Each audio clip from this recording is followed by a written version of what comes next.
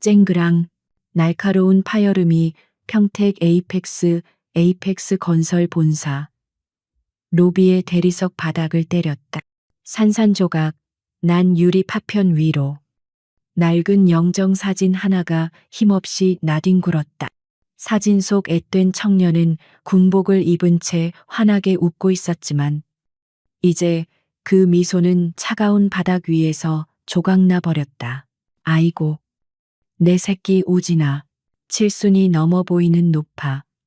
임 여사가 갈라진 목소리로 울부짖으며 바닥에 주저앉았다. 그녀의 손은 깨진 유리 조각에 베어 붉은 피가 맺혔지만 아랑곳하지 않고 떨리는 손으로 아들의 사진을 주워 담으려 했었다. A씨, 재수없게. 아침부터 이게 무슨 구판이야. 검은 양복을 입은 거구의 사내가 짜증 섞인 목소리로 침을 뱉듯 내뱉었다. 에이펙스 건설의 보안팀장 장덕수였다. 험악한 인상에 목덜미까지 올라온 문신은 그가 평범한 보안 요원이 아님을 짐작게 했다. 그는 거대한 몸집으로 임 여사의 앞을 가로막으며 위협적인 그림자를 드리웠다. 할망구, 좋은 말로 할 때 꺼지라고 했지. 여기가 어디라고 감히 영정사진을 들고 와서 행패야. 오늘 우리 회장님 중요한 기자회견 있는 날인 거 몰라. 장 팀장이 구둣발로 깨진 액자틀을 짓밟았다. 우지끈하는 소리와 함께 나무틀마저 부서져 버렸다. 그것은 마치 임 여사의 마지막 남은 희망이 짓밟히는 소리 같았다. 내 아들. 우리 우진이 자살할 아이가 아니야. 너희들이 죽였잖아. 산재 처리 안 해주려고.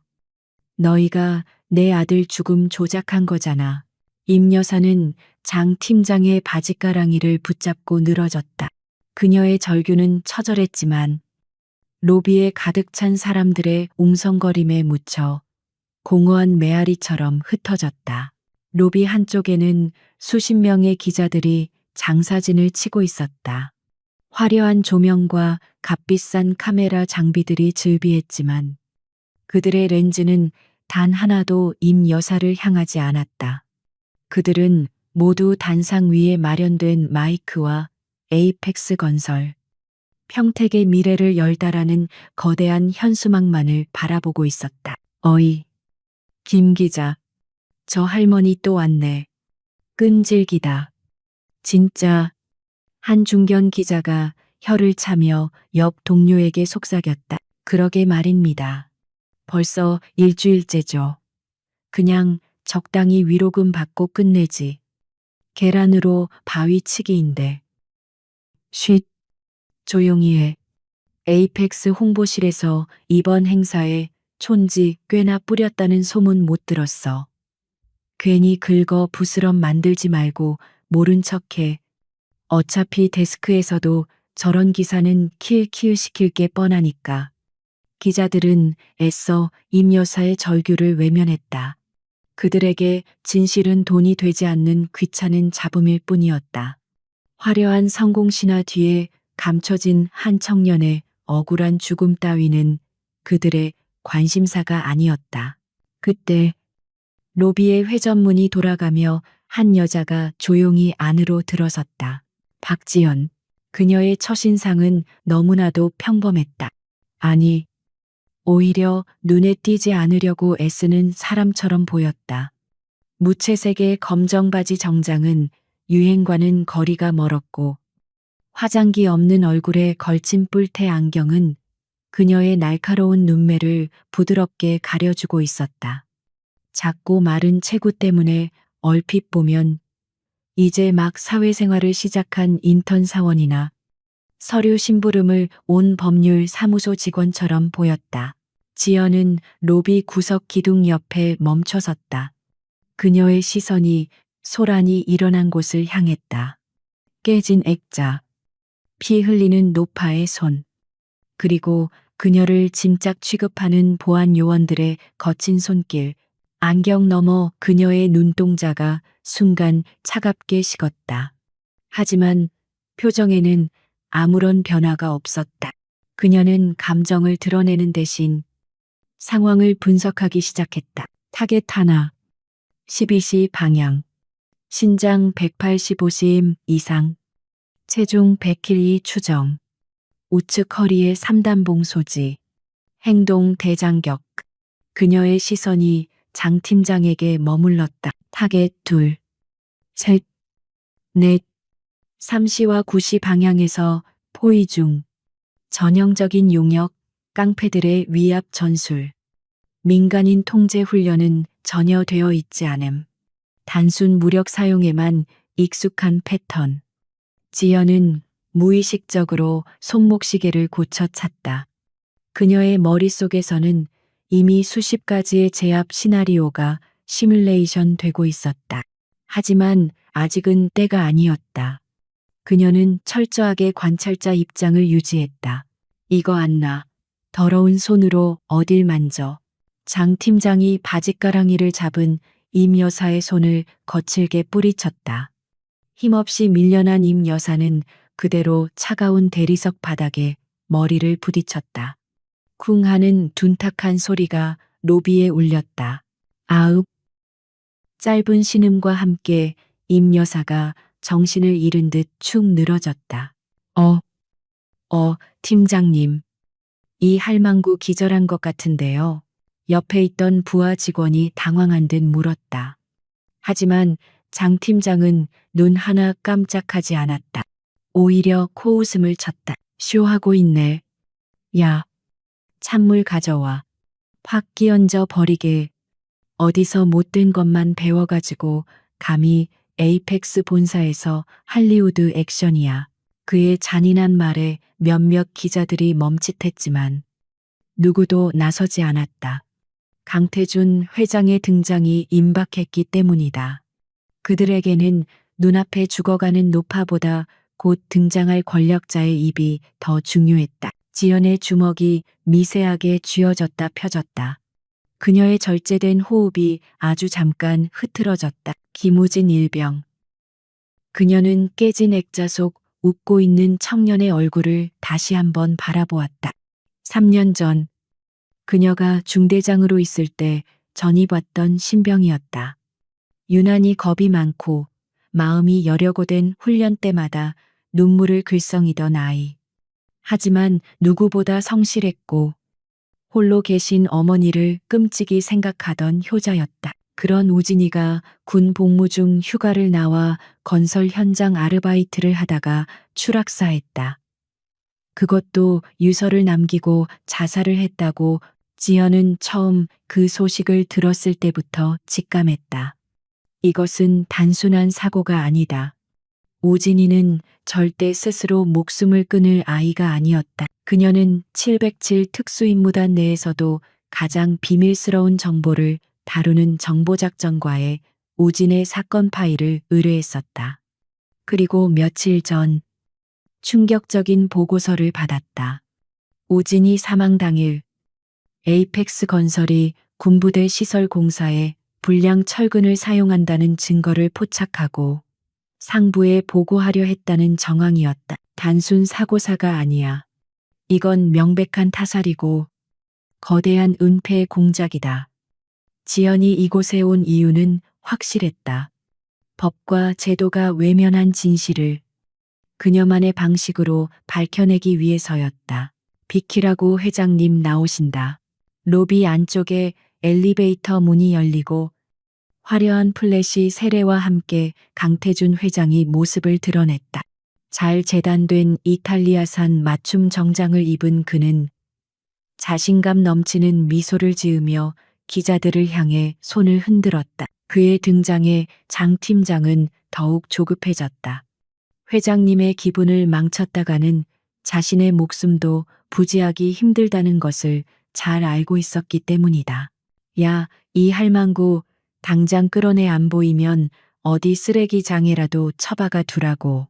장 팀장의 고함에 부하 직원 2명이 축 늘어진 임 여사의 양팔을 짐짝처럼 잡아 끌기 시작했다. 질질 끌려가는 임 여사의 낡은 구두 한 짝이 벗겨져 바닥에 덩그러니 남겨졌다. 그 처참한 광경을 보며 강태준 회장은 미간을 살짝 찌푸렸을 뿐 이내 아무 일도 없다는 듯 기자들을 향해 환한 미소를 지어 보였다. 마치 눈앞에 인간이 겪는 고통 따위는 자신의 빛나는 성공 가도에 방해가 되는 작은 벌레 한 마리에 불과하다는 듯한 태도였다. 더 이상 지켜볼 수만은 없었다. 임계점 크리티컬 포인트. 지연의 머릿속에 붉은 경고등이 켜졌다. 관찰 모드는 종료되었다. 이제는 개입 인터벤션 모드였다. 또각, 또각, 그녀가 움직이기 시작했다. 구두굽 소리가 유난히 명징하게 로비를 울렸다. 빠르지도 느리지도 않은 일정한 보폭. 하지만 그 걸음에는 거부할 수 없는 기이한 압박감이 실려 있었다. 그녀는 기자들 사이를 유령처럼 빠져나가 보안 요원들을 향해 직선으로 다가갔다. 거기, 잠깐, 크지 않지만 소란스러운 로비의 소음을 뚫고 정확하게 꽂히는 목소리였다. 임 여사를 끌고 가던 두 보안 요원이 멈칫하며 고개를 돌렸다. 그들의 눈에 비친 것은 왜소한 체구의 젊은 여자였다. 뭐야, 넌 또 어디서 굴러먹던 엑스이야. 장 팀장이 짜증이 극에 달한 얼굴로 지연을 향해 돌아섰다. 그는 위협적으로 어깨를 펴며 그녀에게 다가왔다. 190cm에 육박하는 거구의 그림자가 지연의 작은 몸을 완전히 집어삼킬 듯 덮쳤다. 아가씨, 지금 상황 파악이 안 돼. 여기 기자들 많은 거 안 보여. 관심 받고 싶어서. 환장했어. 장 팀장은 지연의 코앞까지 얼굴을 들이밀며 비릿한 담배 냄새를 풍겼다. 일반인이라면 충분히 위축될 만한 상황이었다. 하지만 지연은 미동도 하지 않았다. 그녀는 고개를 살짝 들어 장 팀장의 눈을 똑바로 응시했다. 그 흔들림 없는 눈빛에 장 팀장은 순간적으로 기이한 위화감을 느꼈다. 마치 맹수 앞에 초식동물이 된 것 같은 본능적인 서늘함이었다. 사람을 그렇게 짐짝처럼 다루면 안 되죠. 지연의 목소리는 건조할 정도로 차분했다. 감정이 배제된 사무적인 말투였지만 그 안에 담긴 경고의 메시지는 명확했다. 이거 진짜 골 때리는 X이네. 야, 너 지금 나한테 훈계하냐? 여기가 어딘 줄 알고 주둥이를 놀려. 장 팀장은 애써 자신이 느낀 위화감을 지우려는 듯 더 크게 소리를 질렀다. 그는 주변을 의식하며 과장된 몸짓으로 지연을 위협했다. 보아하니 어디 시민단체에서 나온 것 같은데 좋은 말로 할 때 꺼져라. 오빠가 오늘 기분이 아주 더럽거든. 여자라고 봐줄 줄 알면 큰 오산이야. 그는 지연의 어깨를 검지로 툭툭 쳤다. 명백한 물리적 도발이었다. 한 번만 더 내 몸에 손대면 후회하게 될 겁니다. 지연이 낮게 읊조렸다. 그것은 협박이 아니었다. 건조한 사실의 통보였다. 뭐 후회 푸아하하. 장 팀장은 어이가 없다는 듯 헛웃음을 터뜨렸다. 주변의 부하 직원들도 덩달아 낄낄거렸다. 야, 들었냐? 이 조그만 계집애가 나보고 후회하게 될 거란다. 아주 무서워서 오줌을 지리겠네. 그들의 비웃음 소리가 로비에 울려 퍼졌다. 기자들 몇몇이 흥미롭다는 듯 카메라 방향을 돌리기 시작했다. 대기업 보안팀의 횡포라는 제목보다는 행사장에서 난동 부리는 이상한 여자가 더 자극적인 가십거리가 될 터였다. 지연은 천천히 안경을 벗어 재킷 주머니에 넣었다. 그녀의 쌍꺼풀 없는 눈매가 온전히 드러났다. 그것은 더 이상 사무직 여직원의 눈이 아니었다. 수많은 전장을 누비며 생사를 넘나든 자만이 가질 수 있는 서늘하고 깊은 심연과도 같은 눈빛이었다. 그녀는 쓰러져 있는 임 여사와 깨진 우진의 사진, 그리고 자신을 비웃고 있는 이 오만한 남자들을 번갈아 보았다. 모든 조건이 충족되었다. 확인된 적대 세력의 명백한 공격 의사, 민간인에 대한 지속적인 위협 발생, 교전 수칙 룰스 오브 엔게이지멘트 사망, 현장 지휘관의 판단에 따른 즉각적인 대응, 지현의 입가에 아주 희미한 하지만 지독히도 차가운 미소가 스쳤다. 경고는 끝났습니다. 경고야. 이 엑스이 진짜 돌았나. 장 팀장의 얼굴이 붉게 달아올랐다. 수많은 기자들과 회장님 앞에서 이런 조그만 여자에게 무시당했다는 사실을 참을 수가 없었다. 그는 본보기로 이 여자의 버릇을 고쳐주기로 마음먹었다. 그래, 어디 한번 해봐. 이 엑스야. 그가 소뚜껑만한 손바닥을 치켜들었다. 여자의 뺨을 후려갈길 심산이었다. 그의 손이 허공을 가르는 순간 지연의 몸이 유령처럼 움직였다. 볼트. 장 팀장의 손바닥은 허공을 때렸다. 아니, 정확히는 그의 손목이 누군가에게 잡혔다. 그가 당황할 새도 없이 지연은 잡은 손목을 비틀며 그대로 품 안으로 파고들었다. 동시에 그녀의 반대쪽 손이 장 팀장의 턱 밑 급소를 정확하게 가격했다. 단말마의 비명과 함께 장 팀장의 거대한 몸이 휘청거렸다. 지연은 그 틈을 놓치지 않았다. 그녀는 비틀린 손목을 놓지 않은 채 그대로 몸을 회전시키며 유도 기술인 업어치기를 시도했다. 이에스. 100kg이 넘는 거구가 종이장처럼 날아가 대리석 바닥에 처박혔다. 로비 전체가 울릴 정도의 엄청난 충격이었다. 정적, 시끌벅적하던 로비에 순간적인 침묵이 흘렀다. 기자들은 입을 다물지 못했고 플래시를 터뜨리던 손길도 멈췄다. 강태준 회장의 얼굴에서 여유로운 미소가 사라졌다. 팀장님, 멍하니 서 있던 보안 요원 3명이 그제야 정신을 차리고 우르르 달려들었다. 인연이 죽고 싶어 환장했어. 그들은 각자 허리춤에서 삼단봉을 꺼내들었다. 쇳소리를 내며 펼쳐지는 삼단봉은 일반인에게는 공포 그 자체였다. 하지만 지연에게는 그저 조금 긴 막대기일 뿐이었다. 타겟 셋, 무장, 확인, 대응 수준 격상. 지연이 나직이 중얼거렸다. 그녀의 눈빛은 이미 전투 모드였다. 가장 먼저 달려든 요원이 삼단봉을 크게 휘둘렀다. 지연은 상체를 살짝 뒤로 젖혀 공격을 피한 뒤 전광석화처럼 앞으로 튀어나갔다. 그녀의 주먹이 요원의 명치에 꽂혔다. 숨이 턱 막힌 요원이 고꾸라지자 지연은 그의 손에서 삼단봉을 낚아챘다. 다음. 그녀는 쓰러진 요원을 넘어 다음 상대를 향해 걸어갔다. 손에 들린 삼단봉이 그녀의 손가락 사이에서 현란하게 회전했다. 남은 2 요원은 주춤했다. 동료가 순식간에 당하는 모습을 보자 공포심이 밀려온 것이다. 하지만 뒤에서 지켜보는 강 회장의 시선이 느껴지자 그들은 이를 악물고 동시에 덤벼들었다. 한 명은 위에서 내려치고 다른 한 명은 옆구리를 노리고 찔러 들어왔다. 협공이었다. 지연은 당황하지 않았다. 그녀는 왼쪽으로 몸을 틀어 찌르기 공격을 흘려보낸 뒤 들고 있던 삼단봉으로 내려치는 상대의 손목을 강타했다. 비명과 함께 삼단봉을 놓친 요원의 앞면에 지연의 돌려차기가 장렬했다. 그는 그대로 나가떨어져 정신을 잃었다. 이제 남은 건 1명. 그는 겁에 질려 뒷걸음질을 쳤다. 오지 마. 오지 말라고.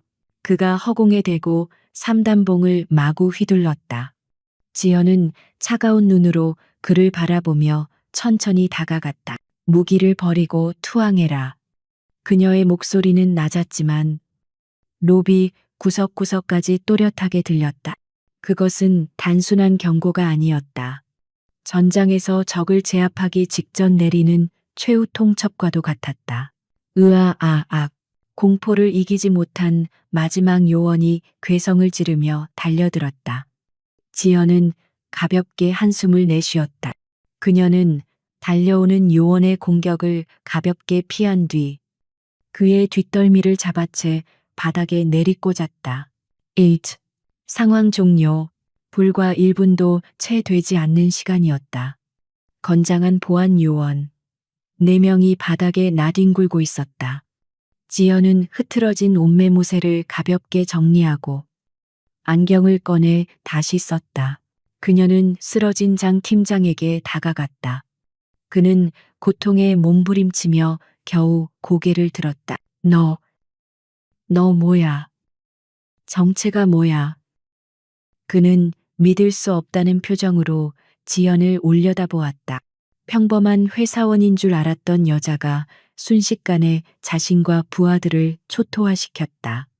도저히 현실이라고 믿기지 않았다. 지연은 대답 대신 품 안에서 검은색 가죽 지갑을 꺼냈다.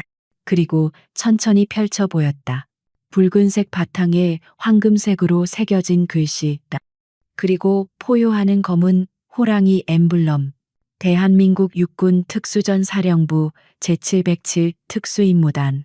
그리고 그 아래 선명하게 밝힌 이름과 계급. 중령 박지연. 707중. 중령. 장 팀장의 눈동자가 지진이 난 것처럼 흔들렸다. 그는 자신이 누구를 건드렸는지 그제야 깨달았다. 대한민국 최정예 특수부대의 지휘관. 그것도 현역 중령을 민간인 폭행범으로 몰아붙인 것이다. 이제 상황 파악이 좀 되나? 지연이 차갑게 물었다. 장 팀장은 아무 말도 하지 못하고 입만 벙긋거렸다. 공포와 충격으로 온몸이 마비된 것 같았다. 그때였다. 정적을 깨고 누군가가 환호성을 질렀다. 로비 구석에서 상황을 지켜보던 젊은 인터넷 방송 스트리머였다. 그는 자신의 스마트폰을 들고 흥분된 목소리로 외쳤다. 대박 여러분. 보셨습니까? 방금 그 장면와. 진짜 미쳤다. 저 여성분 혼자서 깡패 4명을 그냥 발라버렸어요. 707 특수부대래요. 와. 소름 돋아. 그의 방송을 통해 지연의 활약상은 실시간으로 전 세계에 퍼져나가고 있었다.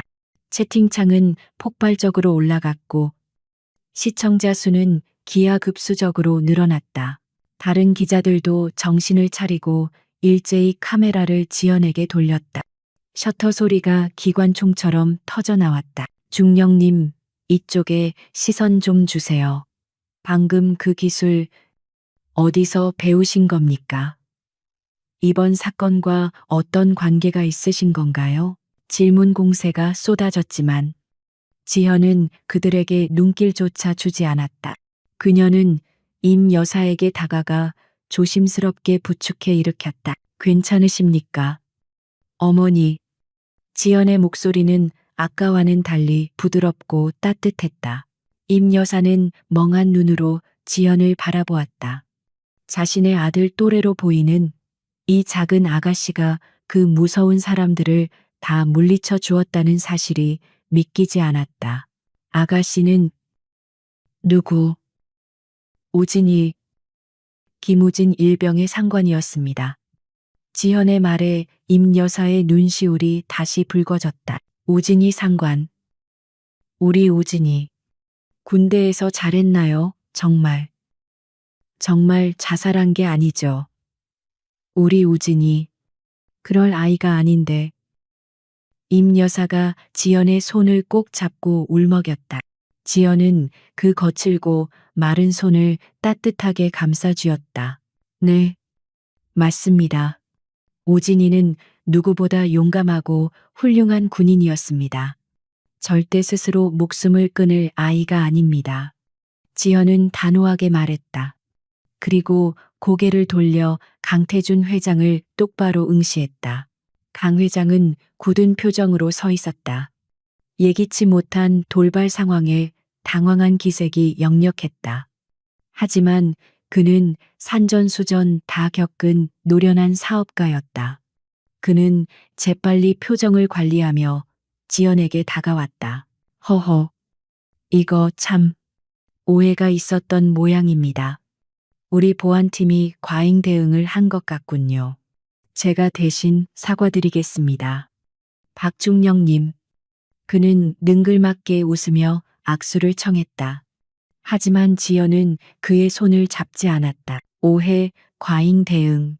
지연의 입가에 냉소적인 미소가 번졌다. 사람을 저렇게 만들어 놓고 오해라고요.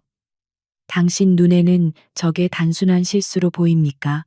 그녀는 피투성이가 된 채 쓰러져 있는 보안 요원들과 엉망이 된 로비를 가리켰다. 이건 명백한 범죄 행위입니다. 민간인에 대한 특수폭행, 그리고 군인에 대한 공무집행방해. 강 회장의 눈썹이 꿈틀했다. 박중령님, 말씀이 좀 지나치시군요. 여기는 사유지입니다. 그리고 저 할머니는 우리 회사 업무를 방해한 불청객이고요. 우리 보안팀은 정당한 업무를 수행했을 뿐입니다. 그는 뻔뻔하게 거짓말을 늘어놓았다. 기자들이 보고 있다는 것을 의식한 듯 목소리에 힘을 주어 자신의 정당성을 주장했다. 정당한 업무요. 지연이 한 걸음 더 그에게 다가갔다. 김우진 일병이 죽던 날도 당신들은 정당한 업무를 수행 중이었습니까? 강 회장의 동공이 미세하게 흔들렸다. 그게 무슨 소립니까? 김우진 일병 사고는 이미 경찰 조사에서 단순 실족사로 결론 난 사안입니다. 우리 회사와는 무관한 개인의 부주의였다고요. 과연 그럴까요? 지연은 품 안에서 작은 USB 메모리를 꺼내 들었다. 이 안에 당신들이 그토록 숨기고 싶어 했던 그날의 진실이 담겨 있습니다. 강 회장의 얼굴이 사색이 되었다. 그게 뭡니까? 궁금하십니까? 지연은 USB를 높이 들어 올렸다. 수많은 카메라 렌즈가 그 작은 메모리 칩에 집중되었다. 이 안에는 김우진 일병이 목숨을 걸고 지켜낸 마지막 증거가 들어 있습니다. 당신들이 불량 자재를 사용해 군사 시설을 지었다는 증거, 그리고 그것을 은폐하기 위해 우진이를 살해했다는 증거까지 모두. 로비는 충격에 휩싸였다. 기자들은 특종을 예감하고 미친 듯이 노트북 자판을 두드리기 시작했다. 저 여자가 지금 무슨 소리를 하는 거야? 당장 마이크 꺼, 카메라 치워. 강 회장이 이성을 잃고 소리를 질렀다. 하지만 이미 늦었다.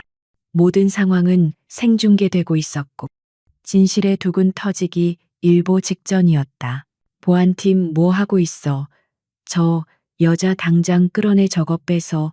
강 회장의 고함에 뒤늦게 달려온 다른 보안 요원들이 지연을 애워쌌다. 하지만 그들 중 누구도 선뜻 그녀에게 덤벼들지 못했다.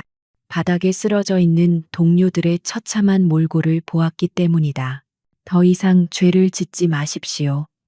지연이 그들을 향해 경고했다. 지금부터 당신들이 하는 모든 행동은 군사 재판에서 불리한 증거로 채택될 겁니다. 군사 재판이라는 단어에 보안 요원들은 얼어붙었다. 민간 법정관은 차원이 다른 무서운 곳이라는 것을 본능적으로 알았기 때문이다. 그때 로비 밖에서 요란한 사이렌 소리가 들려왔다. 위잉 위잉. 경찰차와는 다른 묵직하고 위압적인 사이렌 소리였다. 헌병대입니다. 모두 그 자리에 멈추십시오. 육군 헌병대 밀리테리 폴리스 차량 여러 대가 로비 앞에 멈춰섰고 완전 무장한 헌병들이 뛰어들어왔다. 박지연 중령님 무사하십니까? 헌병대장이 지연에게 거수경례를 했다. 수고 많으십니다. 현 시간부로 이 현장을 군사통제구역으로 선포합니다. 관련자 전원 체포하고 증거물 확보하십시오. 지연이 명령을 내렸다. 알겠습니다. 전원 체포해. 헌병들이 일사불란하게 움직여 강 회장과 보안 요원들을 제압하기 시작했다. 이거 놔. 내가 누군 줄 알아. 감히 나한테 수갑을 채워. 내 변호사 불러. 국방부 장관한테 전화해. 강 회장이 발버둥을 쳤지만 건장한 헌병들의 완력 앞에서는 속수무책이었다. 그의 손목에 차가운 은팔찌가 채워졌다. 당신은 군사시설보호법 위반, 뇌물공여, 그리고 살인교사 혐의로 긴급 체포됩니다. 변호사, 선임할 권리 있고 지금부터 하는 말은 법정에서 불리하게 작용할 수 있습니다. 헌병대장이 미란다 원칙을 고지하며 강 회장을 끌고 나갔다. 그 오만하던 강 회장이 개 끌리듯 끌려나가는 모습을 보며 임 여사는 하염없이 눈물을 흘렸다. 그것은 억울함의 눈물이 아닌 안도와 감사의 눈물이었다. 지연은 그런 임 여사의 어깨를 조용히 감싸 안았다. 이제 시작입니다. 어머니, 오진이의 억울함. 제가 반드시 다 풀어드리겠습니다. 그녀의 시선이 로비 밖, 파란 하늘을 향했다. 마치 하늘 어딘가에서 자신을 지켜보고 있을 김우진 일병에게 다짐하듯이 평택 에이펙스 건설 본사. 로비는 순식간에 거대한 폭풍의 눈이 되었다. 강태준 회장이 헌병들에게 끌려나가는 장면은 수십 대의 카메라를 통해 전국으로 생중계되었고 인터넷 포털 사이트의 실시간 검색어는 707 여중령, 에이펙스 강태준, 평택 사망사건 진실 등으로 도배되었다. 박중령님 한 말씀만 부탁드립니다. 정말 군 당국이 이 사건을 재조사하는 겁니까? 강 회장의 살인 교사 혐의, 구체적인 증거가 있습니까? 기자들은 폴리스 라인을 넘어설 기세로 마이크를 들이밀었다. 아까까지 임 여사를 외면하던 그들의 태도는 180도 바뀌어 있었다. 그들에게 중요한 것은 진실 그 자체보다 지금 가장 뜨거운 이슈를 선점하는 것이었다. 지연은 잠시 걸음을 멈추고 기자들을 돌아보았다. 그녀의 차분하고 냉철한 시선이 소란스러운 현장을 일순간 압도했다.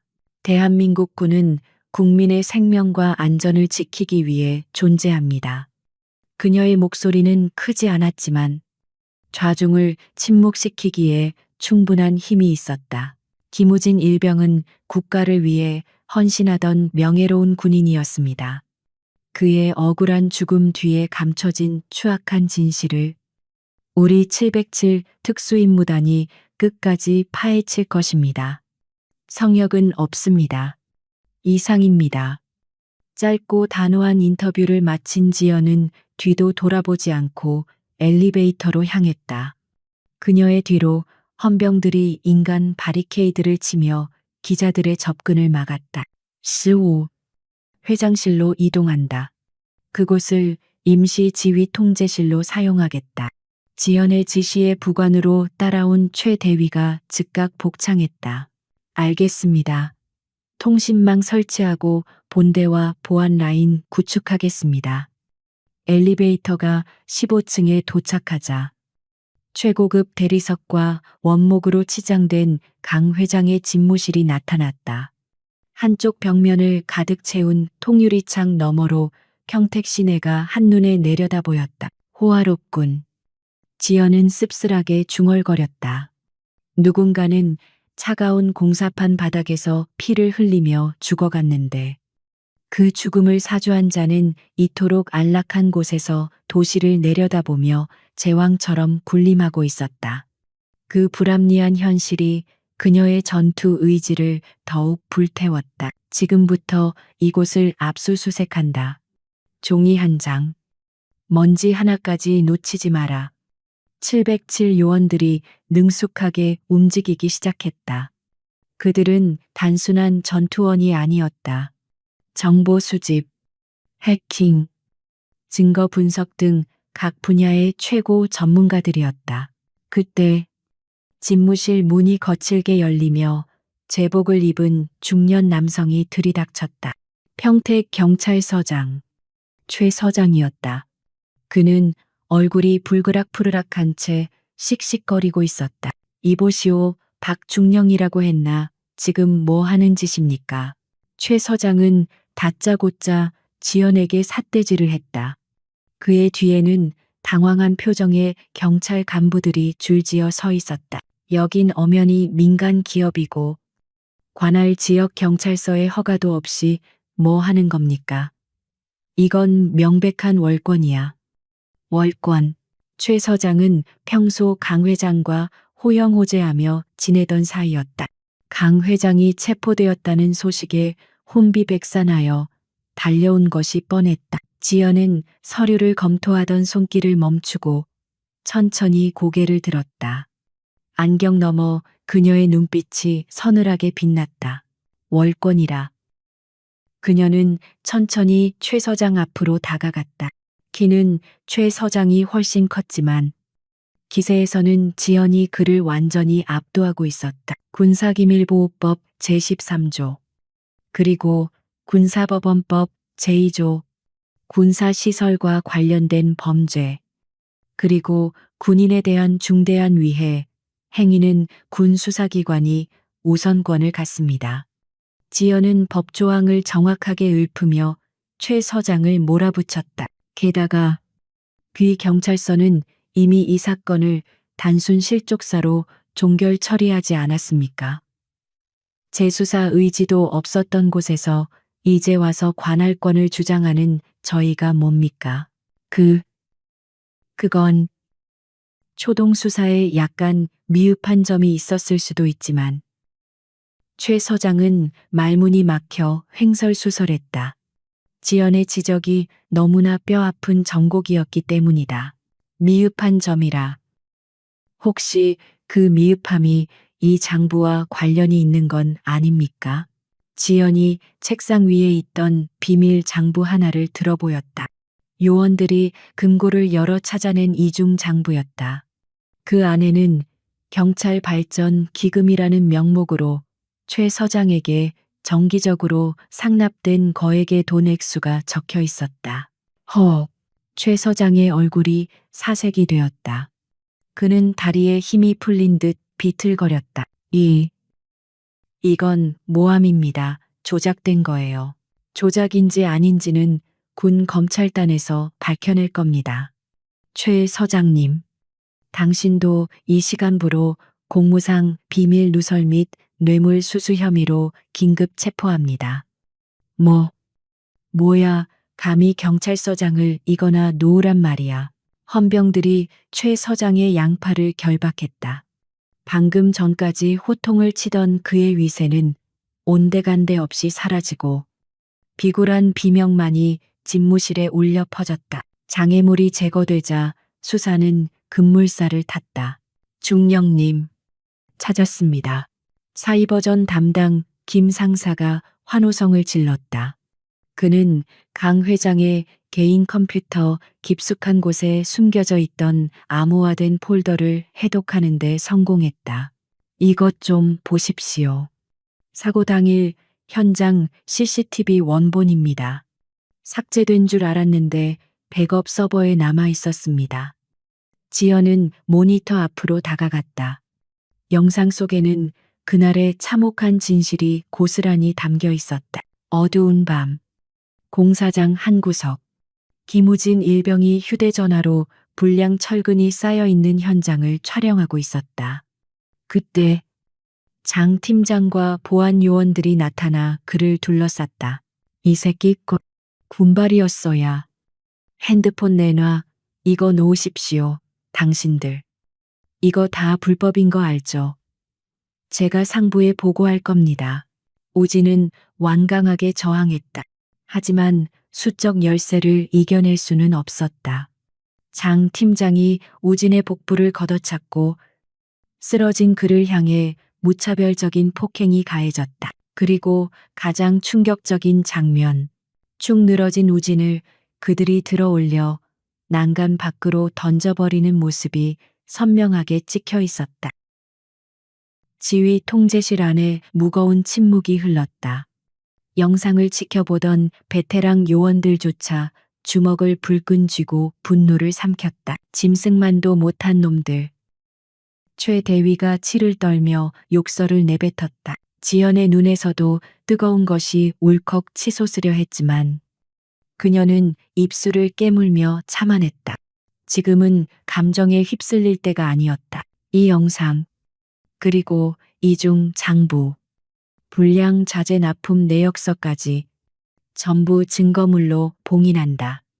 지연의 목소리는 차갑게 가라앉아 있었지만 그 안에 담긴 분노의 깊이는 그 누구보다 깊었다. 그리고 이 영상을 언론에 공개한다. 예, 지금 바로 말입니까? 군 검찰의 승인을 받아야. 최 대위가 우려 섞인 목소리로 물었다. 통상적인 절차라면 상부의 허가가 필요했다. 승인은 내가 한다. 책임도 내가 진다. 지연은 단호했다. 더 이상 절차 따위에 얽매여 진실을 늦출 수는 없었다. 국민들이 이 추악한 민낯을 똑똑히 봐야 했다. 그래야 다시는 이런 일이 반복되지 않을 것이다. 지금 즉시 전 방송사에 송출해 전 국민이 이 놈들의 만행을 알게 하라.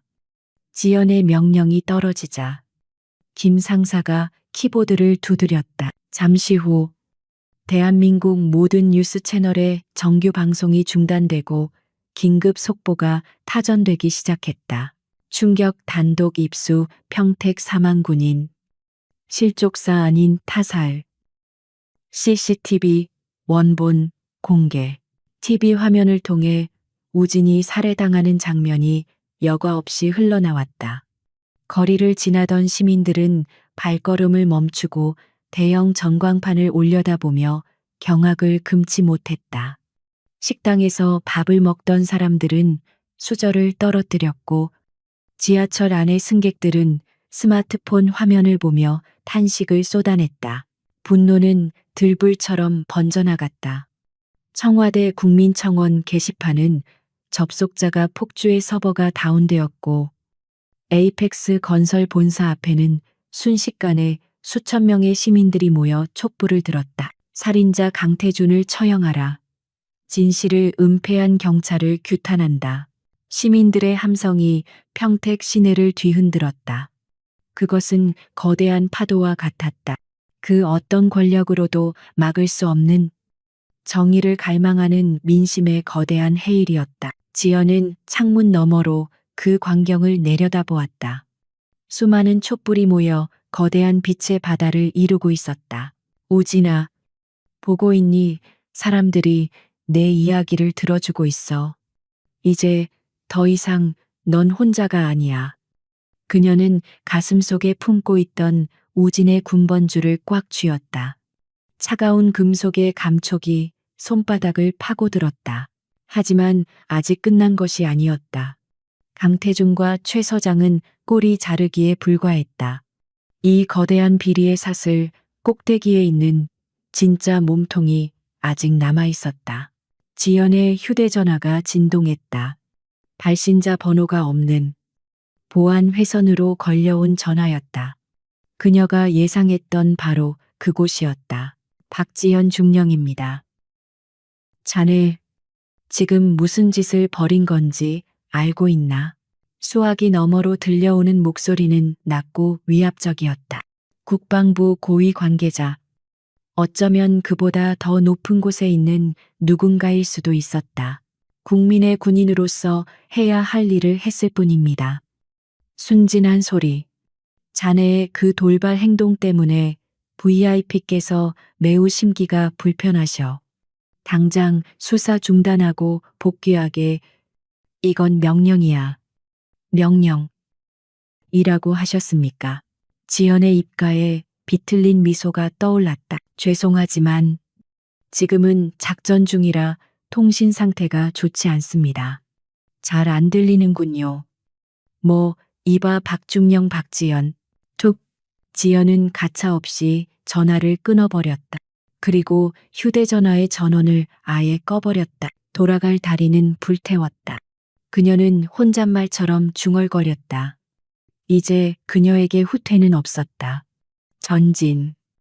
오직 전진뿐이었다. 이 썩어빠진 환부를 완전히 도려낼 때까지. 그녀의 전쟁은 멈추지 않을 것이다. 전국이 발칵 뒤집혔다. 에이펙스 건설 강태준 회장의 구속과 김우진, 일병 살해 영상 공개는 대한민국을 충격의 도가니로 몰아넣었다. 하지만 박지연 중령은 알고 있었다. 이것은 시작일 뿐이라는 것을. 김상사. 강태준의 비밀 장부 분석 결과는. 지연은 밤을 새워 붉게 충혈된 눈을 비비며 물었다. 예. 중령님. 예상보다 훨씬 심각합니다. 김 상사가 모니터에 복잡한 도표를 띄웠다.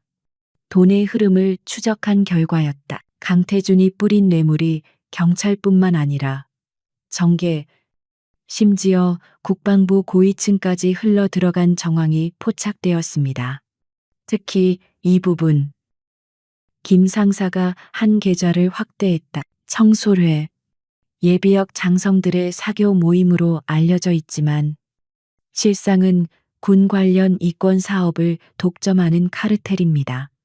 강태준이 이곳에 정기적으로 거액을 후원해 왔습니다. 청솔회.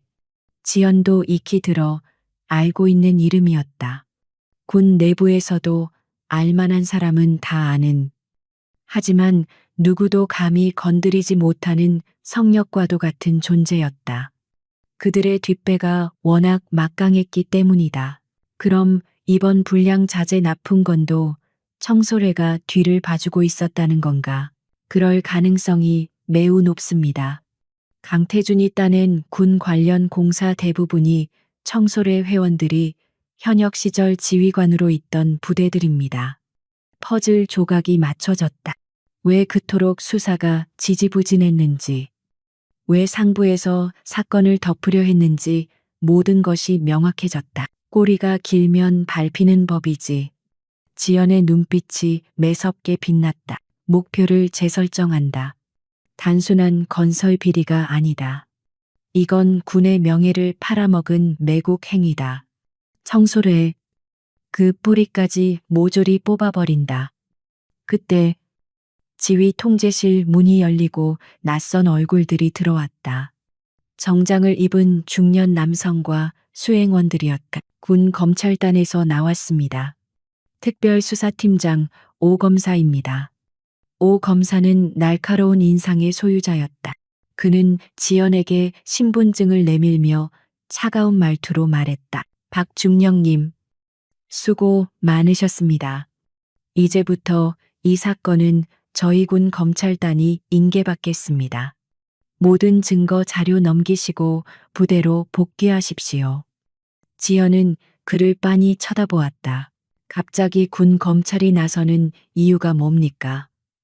그동안 수수방관하다가 이제 와서 숟가락을 얹으시겠다. 말씀 삼가십시오. 이건 국방부 장관님의 직접 명령입니다. 707은 전투 부대지 수사기관이 아닙니다. 본연의 임무로 돌아가십시오. 오 검사의 태도는 완강했다. 그는 이미 상부의 지시를 받고 온 것이 분명했다. 사건이 더 커지기 전에 자신들의 선에서 적당히 마무리하려는 속셈이었다. 못합니다. 지연의 단호한 거절에 오 검사의 미간이 찌푸려졌다. 지금 항명하시는 겁니까? 항명이 아니라 정의를 지키는 겁니다. 당신들에게 이 사건을 넘기면 또다시 흐지부지 덮일 게 뻔하니까요. 박중령, 당신 지금 위험한 줄타기를 하고 있는 거야. 옷 벗고 싶어. 오 검사가 목소리를 높였다. 하지만 지연은 눈 하나 깜짝하지 않았다. 옷 벗을 각오로 시작한 일입니다. 그리고 지연은 책상 위에 놓인 USB 하나를 집어들었다. 이 안에 청솔회 리스트가 들어있습니다. 당신 이름도 있을지 모르겠군요. 오 검사님. 오 검사의 얼굴이 순간적으로 굳어졌다. 뭐라고요? 지금 날 협박하는 겁니까? 협박이 아니라 정보 공유입니다. 우리가 확보한 증거가 이 정도라는 걸 알려드리는 거죠. 지연은 여유롭게 미소 지었다. 그녀의 도박은 성공했다. 오 검사의 반응을 보니 그 역시 청소래와 무관하지 않은 듯했다. 좋습니다. 그럼 공동 수사로 하시죠. 하지만 지휘권은 제가 갖습니다. 오 검사가 한 발 물러섰다. 하지만 지연은 고개를 저었다. 아니요. 지휘권은 제가 갖습니다. 당신들은 저를 보조하십시오. 싫으면 지금 당장 이 리스트를 언론에 공개하겠습니다. 당신 진짜 미쳤군. 오 검사는 이를 갈았다. 하지만 그에게는 선택의 여지가 없었다. 이미 국민 여론은 박지연 중령 편이었고 그녀가 가진 폭탄은 정권 자체를 뒤흔들 수도 있는 위력을 가지고 있었다. 알겠습니다. 박중령 뜻대로 하죠. 하지만 명심하십시오. 만약 수사가 실패하면 그 모든 책임은 당신 혼자 져야 할 겁니다. 그럴 일은 없을 겁니다. 지연은 자신 있게 대답했다. 불편한 동거가 시작되었다. 707 요원들과 군 검찰 수사관들이 한 사무실에서 머리를 맞대고 수사를 진행했다. 분위기는 살얼음판을 걷는 듯 냉랭했지만 수사 속도는 더욱 빨라졌다. 지연은 청소래의 핵심 인물인 예비역 대장 김 장군을 정조준했다. 그는 현역 시절 참군인으로 존경받던 인물이었지만 전역 후 방산업체 고문으로 재직하며 각종 비리의 온상이 되어 있었다. 김 장군을 소환 조사해야 합니다. 지연의 주장에 오 검사는 펄쩍 뛰었다. 안 됩니다. 증거가 불충분해요. 섣불리 건드렸다가는 역풍을 맞을 수 있습니다. 그분은 군의 원로이십니다. 원로 비리 혐의자일 뿐입니다. 그리고 증거는 충분합니다. 지연은 김 장군이 강태준에게 받은 고가의 미술품 리스트와 차명 계좌 입출금 내역을 제시했다. 이 정도면 소환이 아니라 당장 체포영장을 청구해도 모자랄 판입니다. 오 검사는 입을 다물었다. 더 이상 반박할 명분이 없었다. 다음 날 김 장군이 군 검찰단 포토라인에 섰다. 백발이 성성한 그는 여전히 꼿꼿한 자세를 유지하고 있었지만 쏟아지는 플래시 세례 앞에서는 다소 긴장한 듯 보였다. 국민 여러분께 심려를 끼쳐드려 죄송합니다. 하지만 저는 결백합니다. 조사 과정에서 모든 진실이 밝혀질 것입니다. 그는 준비된 원론적인 답변만 남기고 조사실로 향했다. 조사실 안. 지현과 김 장군이 마주 앉았다. 새파랗게 어린 후배가 제법이구나. 김 장군이 먼저 입을 열었다. 그의 말투에는 여전히 권위가 배어 있었다. 선배님에 대한 존경심은 변함없습니다.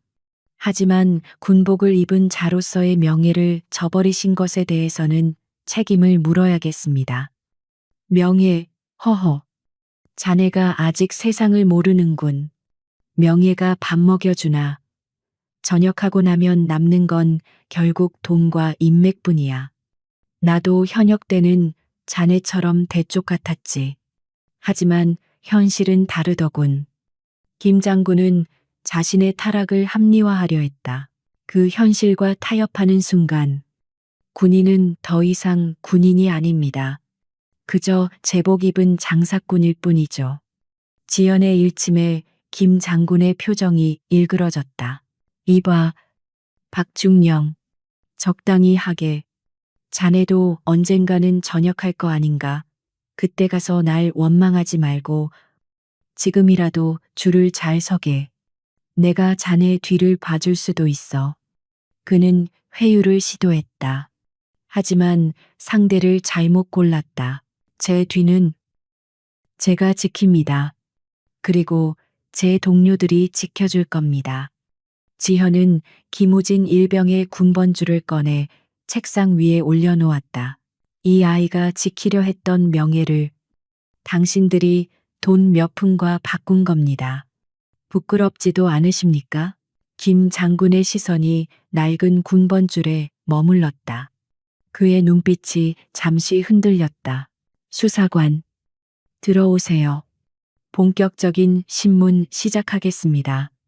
지연은 더 이상 사담을 나눌 필요를 느끼지 못했다. 그녀는 냉정하게 수사관을 호출했다. 밤샘 조사가 이어졌다. 김 장군은 처음에는 모든 혐의를 부인했지만 지연이 제시하는 명백한 증거들 앞에서는 점차 무너져 내렸다.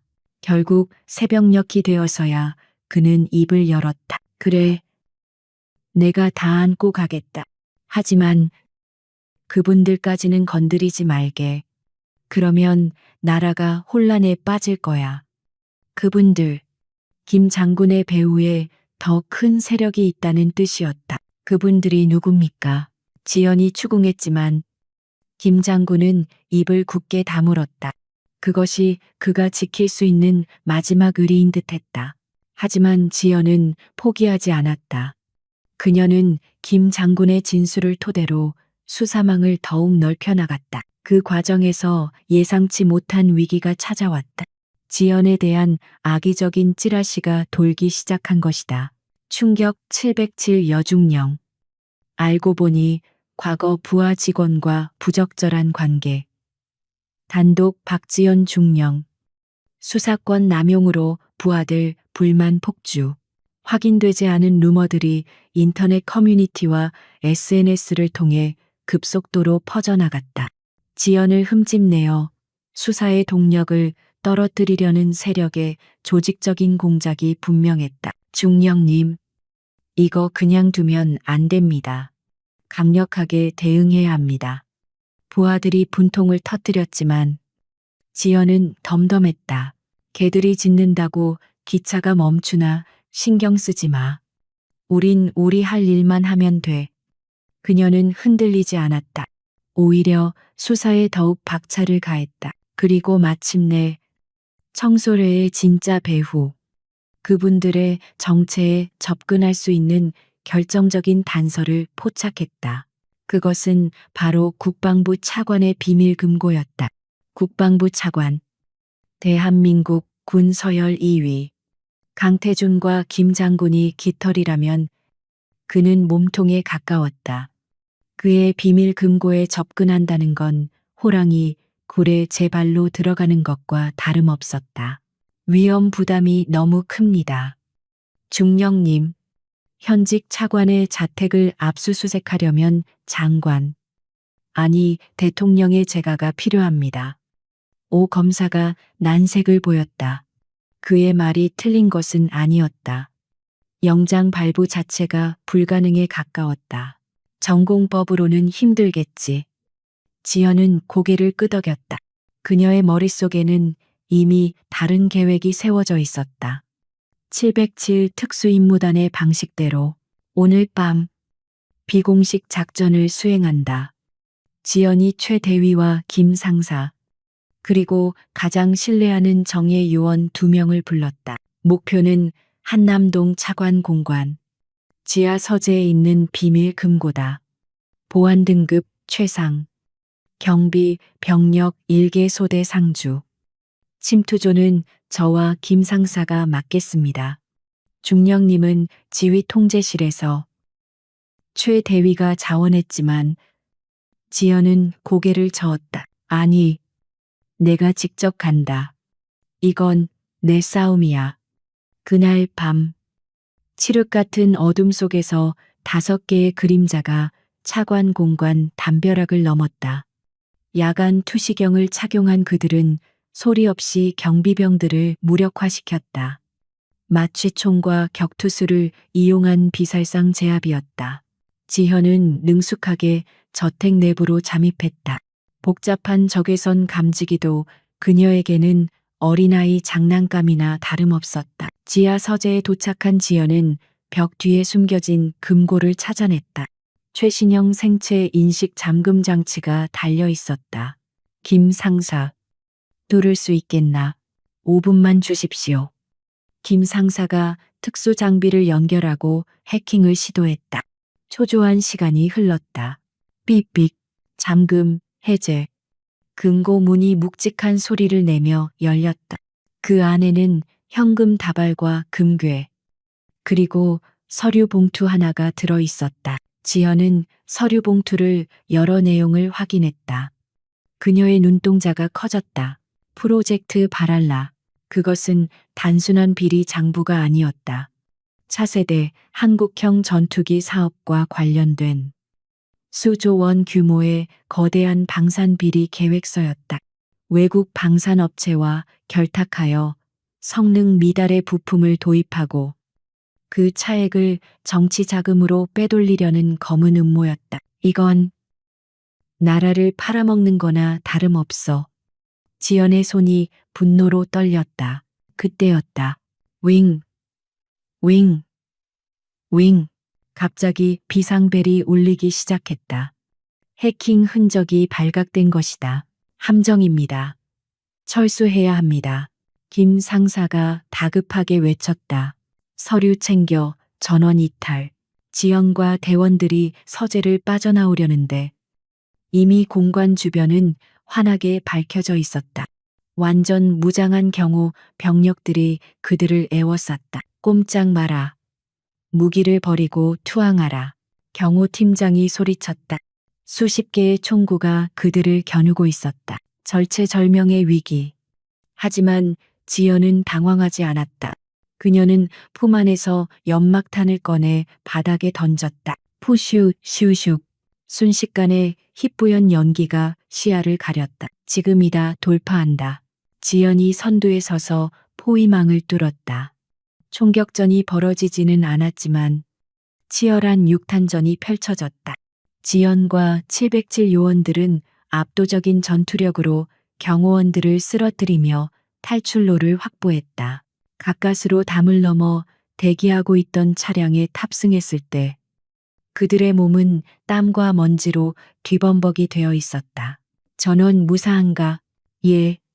중령님 경미한 타박상 외에는 없습니다. 좋아. 본부로 복귀한다. 차량이 어둠 속으로 사라졌다.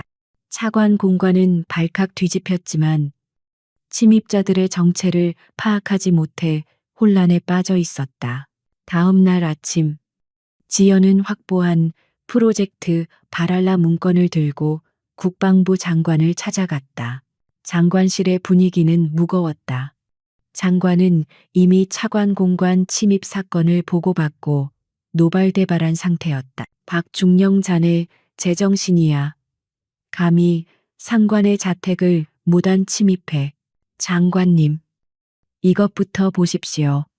지현은 문건을 책상 위에 올려놓았다.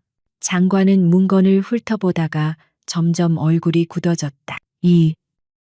이게 사실인가?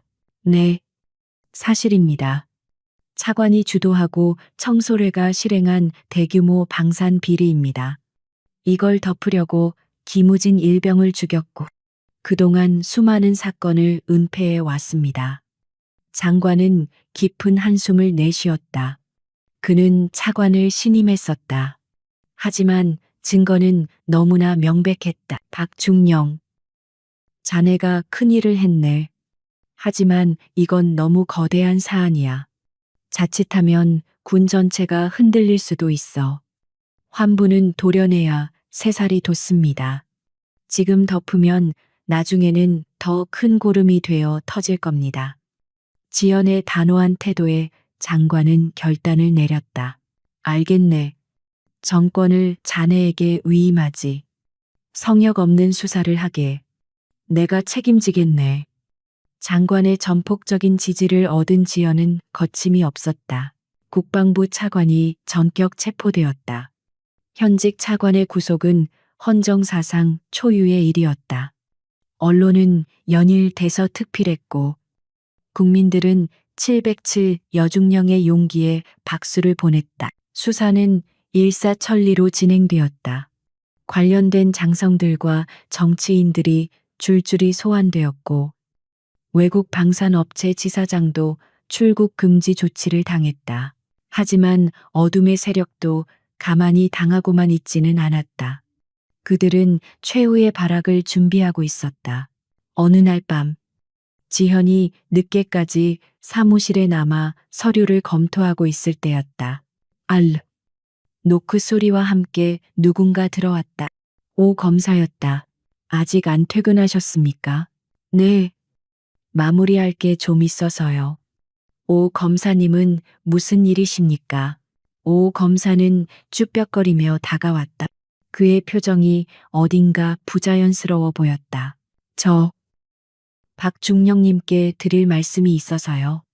사실은 그는 주머니에서 무언가를 꺼내려 했다. 그 순간 지연의 동물적인 감각이 위험을 감지했다. 그녀는 반사적으로 몸을 날렸다. 탕! 총성이 울렸다. 오 검사의 손에 들린 권총에서 발사된 총알이 지연이 앉아있던 의자 등받이에 밝혔다. 오 검사님 무슨 짓입니까? 지연이 소리쳤다. 오 검사의 눈은 초점이 없었다. 마치 약물에 취한 사람처럼 보였다. 미안해요. 박중영. 그들이 내 가족을 인질로 잡고 있어요. 당신을 죽이지 않으면 내 딸이 죽는다고요. 그는 울부짖으며 다시 방아쇠를 당기려 했다. 정신 차리십시오. 지연은 재빨리 책상 위로 뛰어올라 오 검사를 덮쳤다. 몸싸움 끝에 권총이 바닥으로 떨어졌다. 으아아악. 오 검사는 괴로워하며 바닥을 굴렀다. 제발 날 죽여줘요. 난 끝났어. 지연은 그를 제압하고 수갑을 채웠다. 그녀의 마음은 착잡했다. 적들은 비겁하게도 약한 고리를 공격해 온 것이다. 가족은 제가 구하겠습니다. 당신은 죗값을 치르십시오. 지연은 즉시 대원들을 소집했다. 오 검사의 가족이 납치된 장소를 추적하기 시작했다. 그곳은 인적이 드문 폐공장이었다. 납치범들은 전문 킬러들이었다. 진압 작전 개시, 인질의 안전이 최우선이다. 707 요원들이 폐공장을 급습했다. 짧지만 격렬한 총격전이 벌어졌다. 지연은 선두에서 적들을 제압하며 인질이 갇혀있는 컨테이너로 향했다.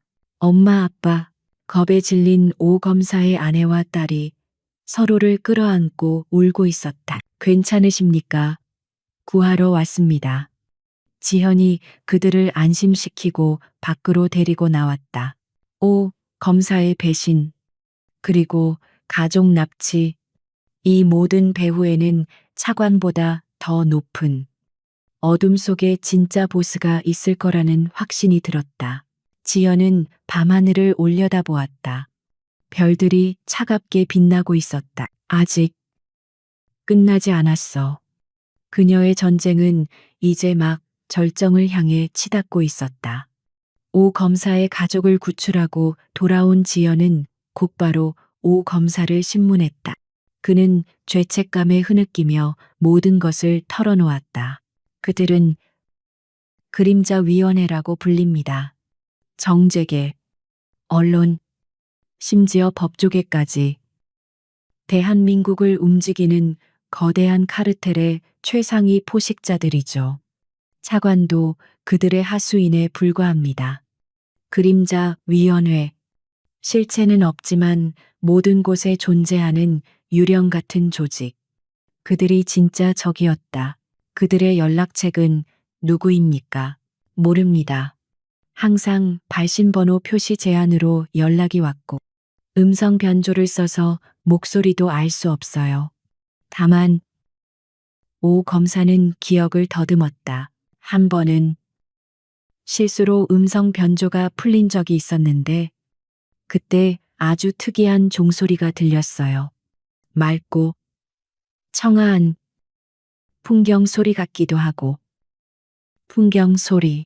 지연은 그 단서를 머릿속에 깊이 새겼다. 다음 날 지연은 707 정보 분석팀을 총동원해 그 특이한 종소리의 정체를 추적했다. 전국 사찰의 풍경소리부터 각종 기념품의 종소리까지 모든 데이터를 분석했다. 찾았습니다. 중령님, 며칠간의 밤샘 작업 끝에 김 상사가 환호성을 질렀다. 이 소리는 서울 북악산 자락에 있는 고급 요정 청운각의 처마에 달린 특수 제작 풍경 소리와 일치합니다.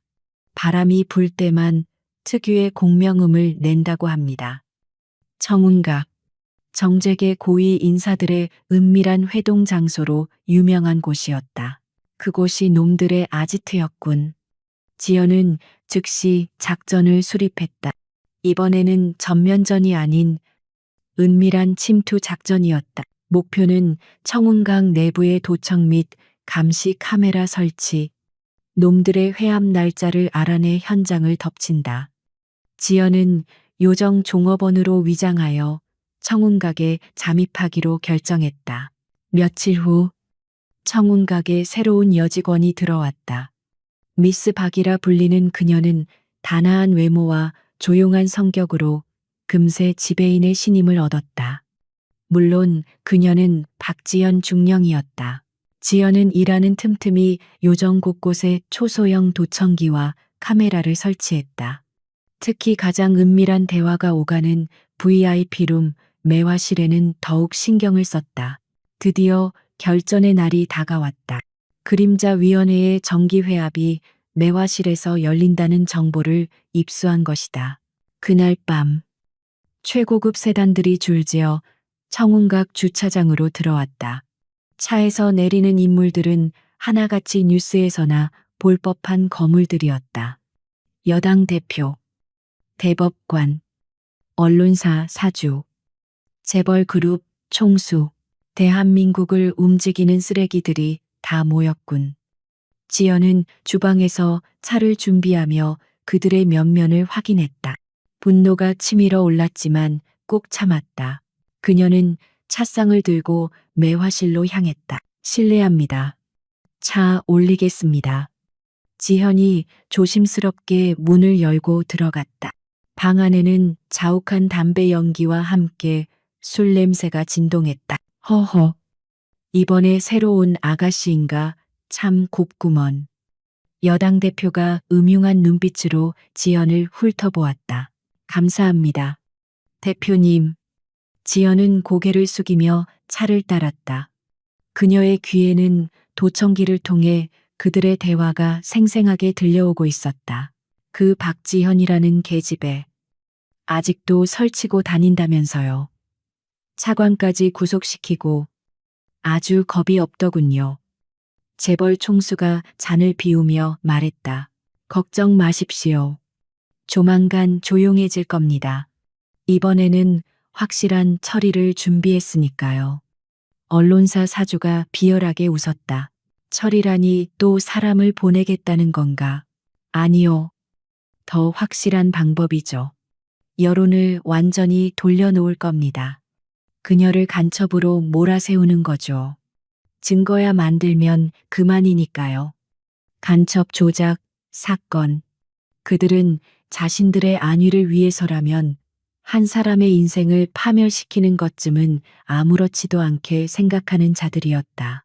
지연은 차를 따르는 손이 미세하게 떨리는 것을 느꼈다. 그리고 그 불량 전투기 사업, 계획대로 진행하세요. 이미 선수금은 다 받아 챙겼으니 나중에 문제 생기면 적당히 실무자 몇 명 구속시키고 꼬리 자르면 됩니다. 대법관이 법을 악용하는 방법을 태연하게 조언했다.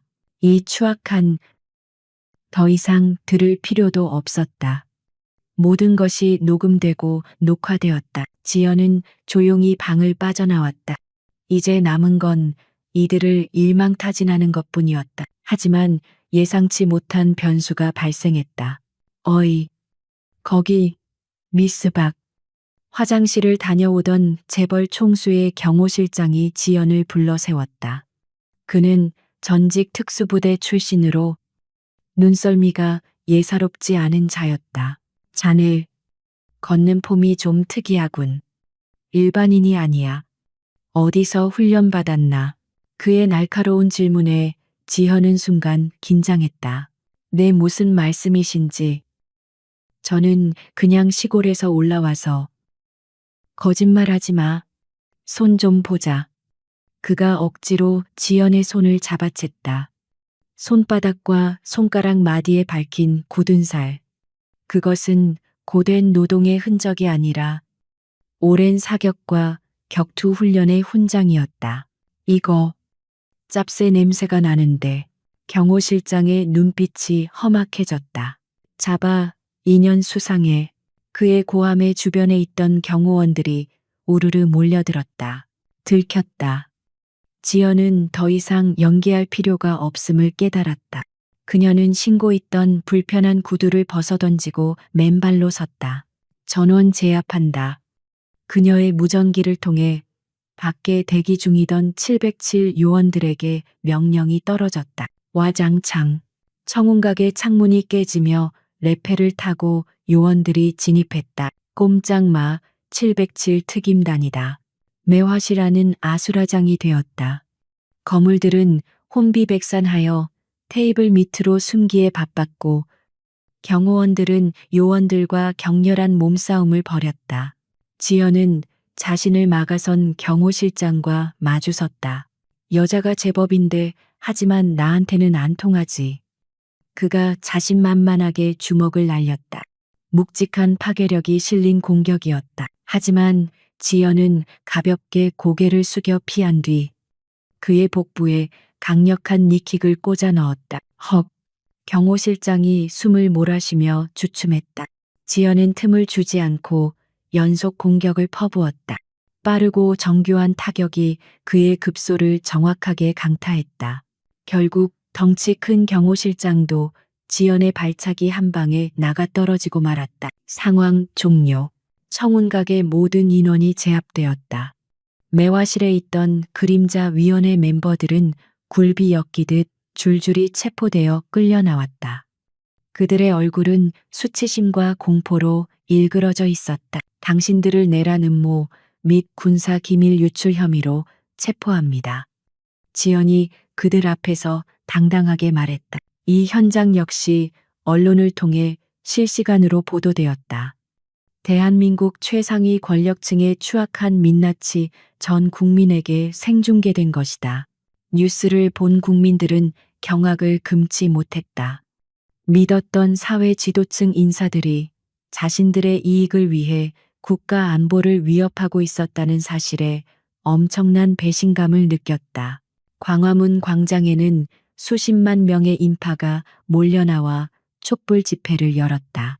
부패 기득권 세력 척결 박지연 중령을 지켜내자 시민들의 함성은 청와대까지 들릴 정도로 거셌다.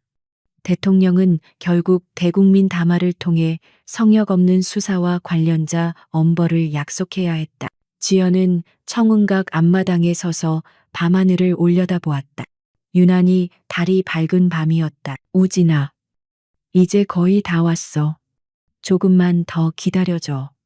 그녀는 깊은 숨을 내쉬었다. 거대한 악의 뿌리를 뽑아냈지만 아직 마음 한구석이 허전했다. 이 모든 일의 시작이었던 임 여사. 그녀에게 이 소식을 가장 먼저 전하고 싶었다. 지현은 차를 몰아 평택으로 향했다. 임 여사가 살고 있는 작은 임대 아파트 앞에는 벌써 봄꽃이 피기 시작하고 있었다. 어머니, 저 왔습니다. 초인종을 누르자 임 여사가 반갑게 맞이해 주었다. 아이고, 박중령님 뉴스 봤어요. 정말 고생 많으셨습니다. 임 여사는 지연의 손을 잡고 눈물을 글썽였다. 어머니 덕분입니다. 어머니께서 포기하지 않으셨기에 가능했던 일입니다. 두 사람은 서로를 마주보며 따뜻한 미소를 지었다. 길고 긴 싸움 끝에 찾아온 평온한 순간이었다. 하지만 지연은 알고 있었다. 세상 어딘가에는 여전히 또 다른 강태준과 그림자 위원회가 존재한다는 것을, 그리고 누군가는 그들과 맞서 싸워야 한다는 것을 그녀는 다시 군화끈을 조여맸다. 그녀의 전쟁은 아직 끝나지 않았다. 청운각 체포 작전은 성공했지만 예상대로 거대한 역풍이 불어닥쳤다. 그림자 위원회의 멤버들은 대한민국 최고의 로펌인 태산의 변호인단을 꾸려 반격에 나섰다. 그들은 법 기술을 이용해 구속 적부심을 신청하고 언론을 매수해 자신들을 강압 수사의 피해자로 포장하기 시작했다. 박지연 중령의 독단적인 군사 작전은 명백한 불법입니다. 민간인 사찰이자 인권 유린입니다. TV 토론 프로그램에 나온 보수 논객들이 거품을 물고 지연을 비난했다. 인터넷에는 교묘하게 조작된 가짜 뉴스가 판을 쳤고 일부 여론은 혼란스러워하기 시작했다. 중령님, 상황이 좋지 않습니다. 법원에서 체포 절차상의 문제를 들어 이들을 석방할 수도 있다는 첩보가 입수되었습니다. 오 검사 대신 합류한 군 법무관이 심각한 표정으로 보고했다. 역시 쉽게 무너질 자들이 아니군. 지연은 침착하게 상황을 주시했다. 그녀는 이들이 법의 허점을 파고들 것을 이미 예상하고 있었다. 구속 적부심이 열리는 날, 서울중앙지방법원 앞은 아수라장이었다. 석방을 요구하는 보수단체 회원들과 엄벌을 촉구하는 시민들이 뒤엉켜 고성과 몸싸움이 오갔다. 법정 안, 피고인석에 앉은 그림자 위원회 멤버들은 여유만만한 표정이었다. 그들의 변호를 맡은 로펌 태산의 대표 변호사. 최 변호사는 전직 대법관 출신으로 법조계의 설계자라 불리는 인물이었다. 재판장님, 본 사건은 군 수사기관이 민간인을 상대로 불법적인 도청과 감금을 자행한 희대의 총극입니다. 위법하게 수집된 증거는 증거 능력이 없습니다. 따라서 피고인들은 즉시 석방되어야 마땅합니다. 최 변호사의 논리는 치밀하고 날카로웠다. 그는 707 부대의 작전이 헌법 정신을 위배했다고 강력하게 주장했다. 판사의 표정이 미묘하게 흔들리는 것이 보였다. 방청석에 앉아있던 지연이 조용히 자리에서 일어났다. 재판장님, 발언 기회를 주십시오. 박중령, 당신은 이 재판의 당사자가 아닙니다. 앉으세요. 판사가 제지했지만 지연은 물러서지 않았다. 저는 이 사건의 수사 책임자로서 그리고 대한민국 국민의 한 사람으로서 진실을 말할 의무가 있습니다. 그녀의 당당한 태도에 장내가 술렁였다. 판사는 잠시 고민하다가 짧게 발언을 허가했다. 지연은 피고인석을 향해 천천히 걸어갔다. 그녀의 눈빛이 오만한 권력자들을 하나하나 꿰뚫었다. 법이라. 당신들이 말하는 법은 대체 누구를 위한 것입니까? 힘없는 청년을 죽음으로 내몰고 국가 안보를 팔아 사리사욕을 채우는 것이 당신들이 만든 법입니까? 이 보세요. 지금 신성한 법정에서 무슨 소란입니까? 최 변호사가 소리쳤지만 지연은 그를 무시했다. 위법 수집 증거라고 하셨습니까? 그렇다면 이건 어떻습니까? 지연이 품 안에서 낡은 스마트폰 하나를 꺼내 들었다. 액정이 산산조각난 처참한 모습의 기계였다. 이것은 김우진 일병의 휴대전화입니다. 사고 현장에서 발견되었지만 완전히 파손되어 복구가 불가능하다고 판정받았었죠. 피고인석에 앉아있던 강태준의 얼굴이 사색이 되었다. 그는 분명히 부하들에게 그 폰을 완전히 박살내서 처리하라고 지시했었다. 하지만 우리 국방과학연구소 연구원들이 밤을 새워 기적적으로 메모리 칩을 복원해냈습니다. 그리고 그 안에는 지연이 스마트폰을 법정 증거물 제시 시스템에 연결했다. 대형 스크린에 동영상 하나가 재생되었다. 그것은 우진이 죽기 직전 몰래 녹음 기능을 켜둔 채 주머니에 넣어두었던 파일이었다. 회장님, 이 군발이 녀석이 눈치를 챈 것 같습니다. 어떻게 처리할까요? 장 팀장의 목소리 시끄럽게 만들지 마. 깔끔하게 처리해. 자살로 위장하든지 뒷감당은 내가 알아서 할 테니까. 강태준의 목소리 그런데 회장님. 혹시 어르신들이 알면 싫어하시지 않을까요? 그림자 양반들 걱정 마. 그 늙은이들도 콩고물 받아먹은 게 얼만데. 이번 전투기 사업만 성공하면 우리 모두 돈방석에 앉는 거야. 그러니까 잔말 말고 처리해. 치지직거리는 잡음 섞인 녹음 파일이었지만 그 내용은 너무나도 명명백백했다. 강태준의 살인교사, 그리고 그림자위원회와의 유착 관계가 당사자들의 육성으로 확인된 것이다. 이건 조작입니다. 함정이에요. 강태준이 발악하며 소리쳤다. 하지만 이미 엎질러진 물이었다. 여유롭던 그림자위원회 멤버들의 얼굴이 공포로 일그러졌다. 그들이 그토록 믿었던 법의 방패가 산산이 조각나는 순간이었다.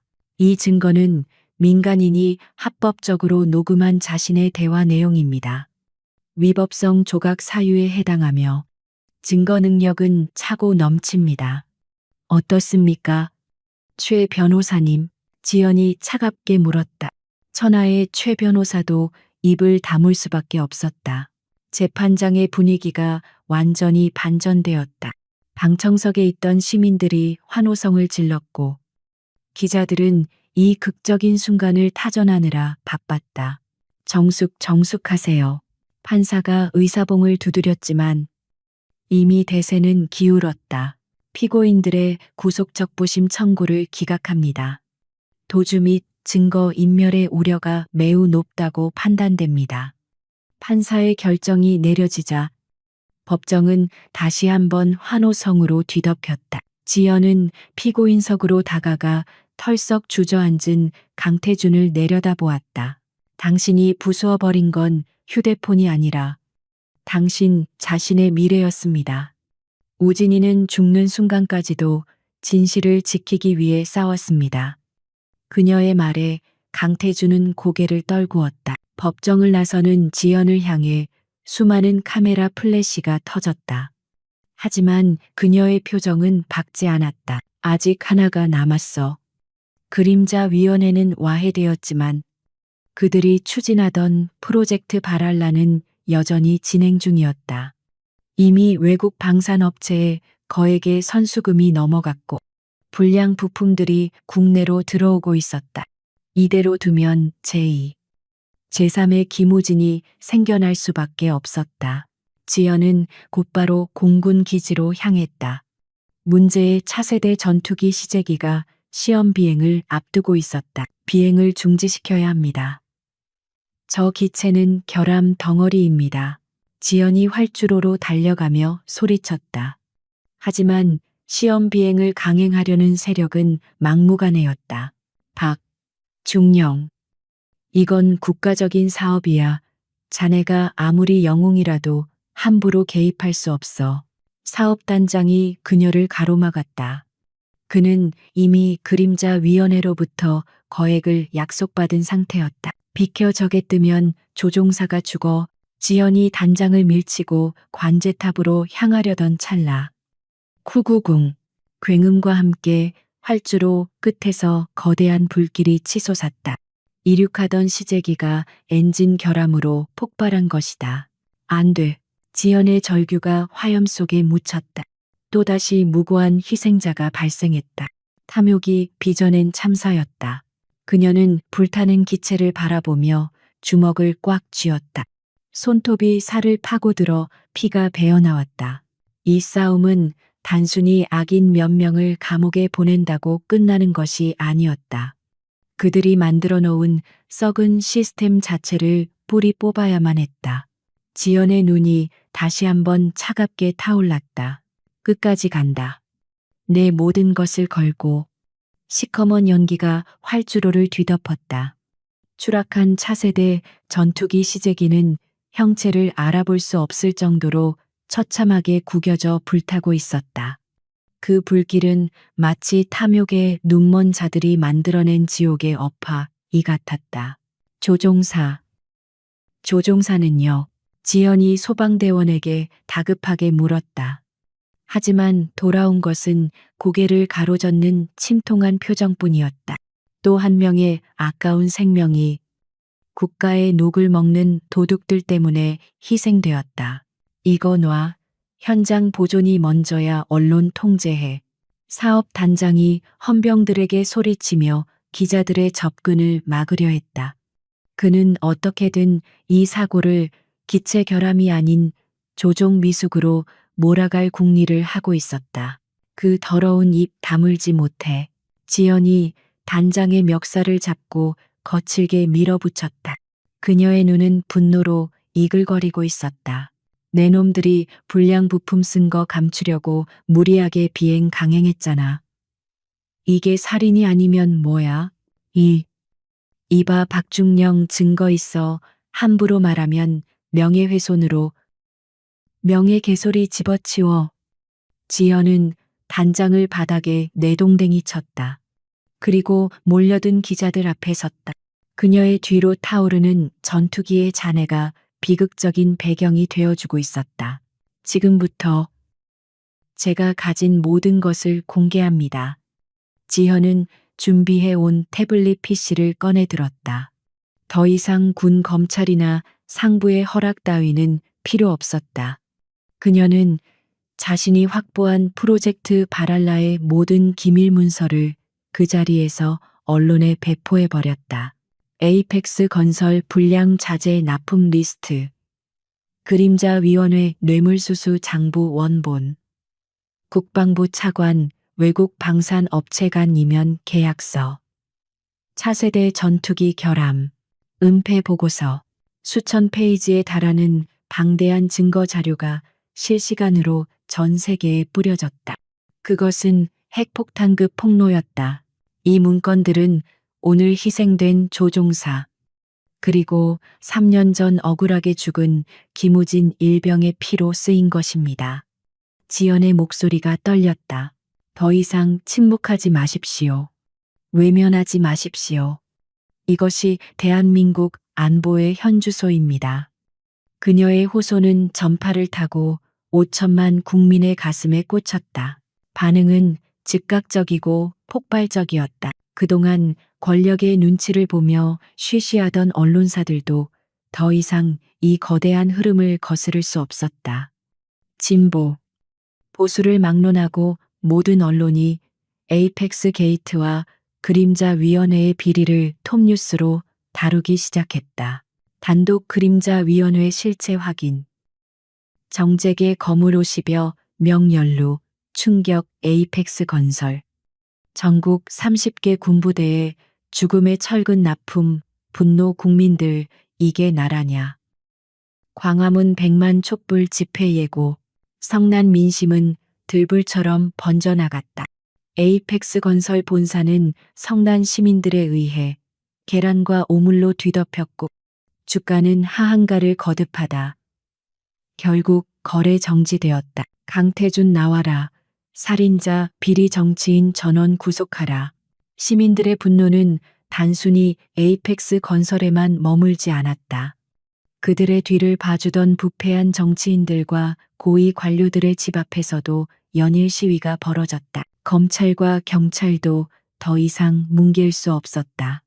대통령의 특별 지시로 대규모 합동수사본부가 꾸려졌고 성역 없는 수사가 시작되었다.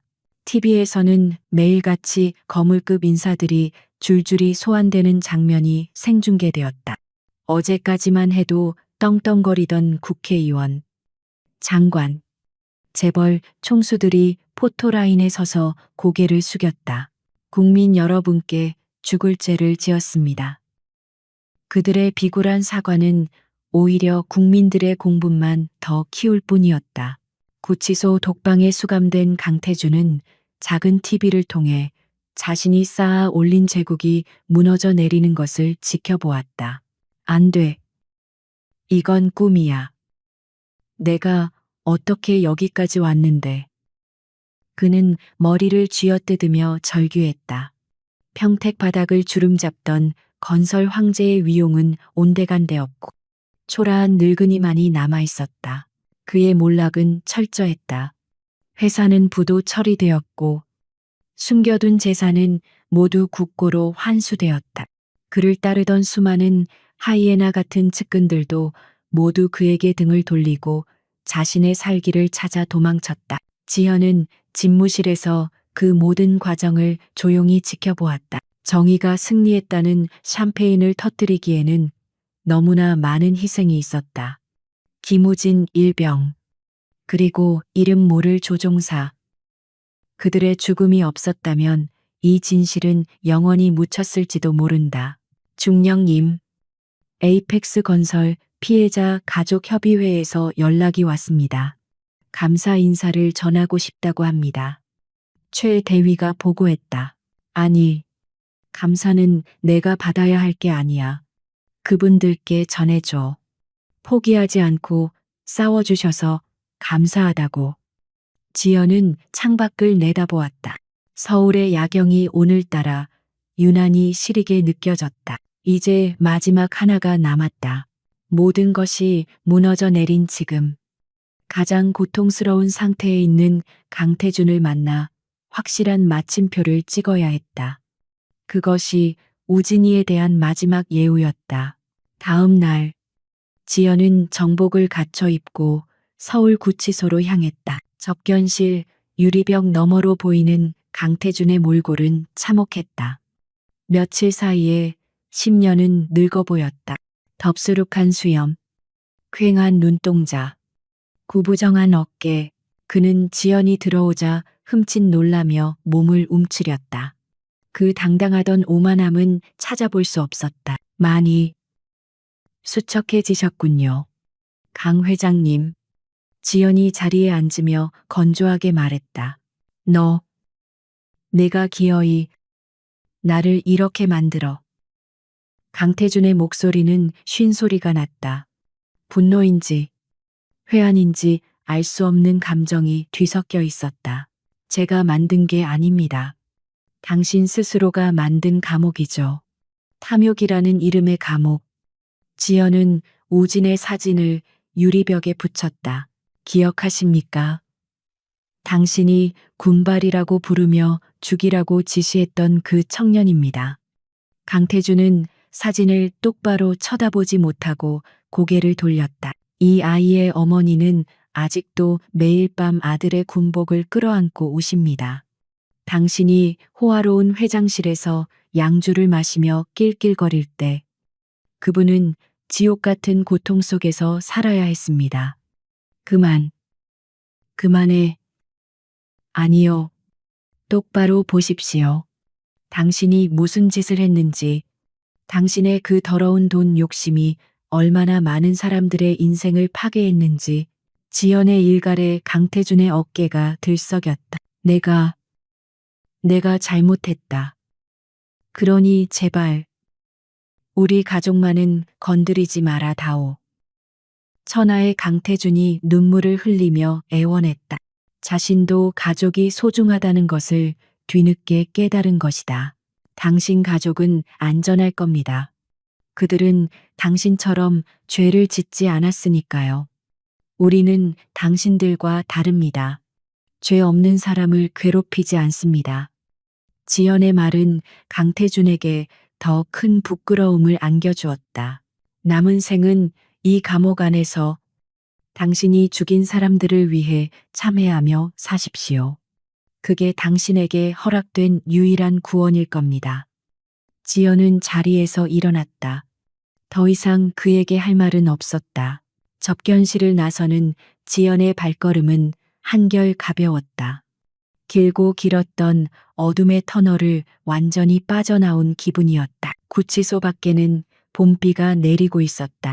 겨우내 묵은 먼지를 씻어내는 깨끗한 비였다. 지연은 우산도 쓰지 않고 비를 맞으며 걸었다. 차가운 빗방울이 그녀의 뜨거웠던 심장을 식혀주었다. 우진아, 이제 편히 쉬렴. 내 임무는 완수되었다.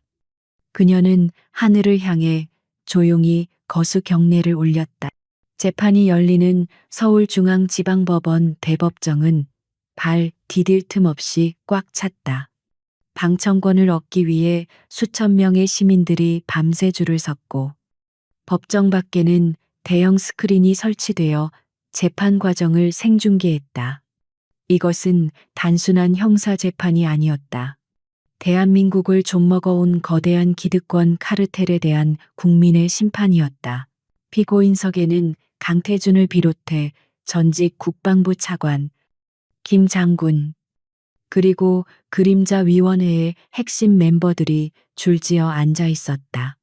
한때 대한민국을 호령하던 권력자들이 죄수복을 입고 고개를 숙인 모습은 그 자체로 역사의 아이러니였다. 피고인 강태준을 무기징역에 처한다. 또한 에이펙스 건설의 불법 수익 전액을 몰수한다.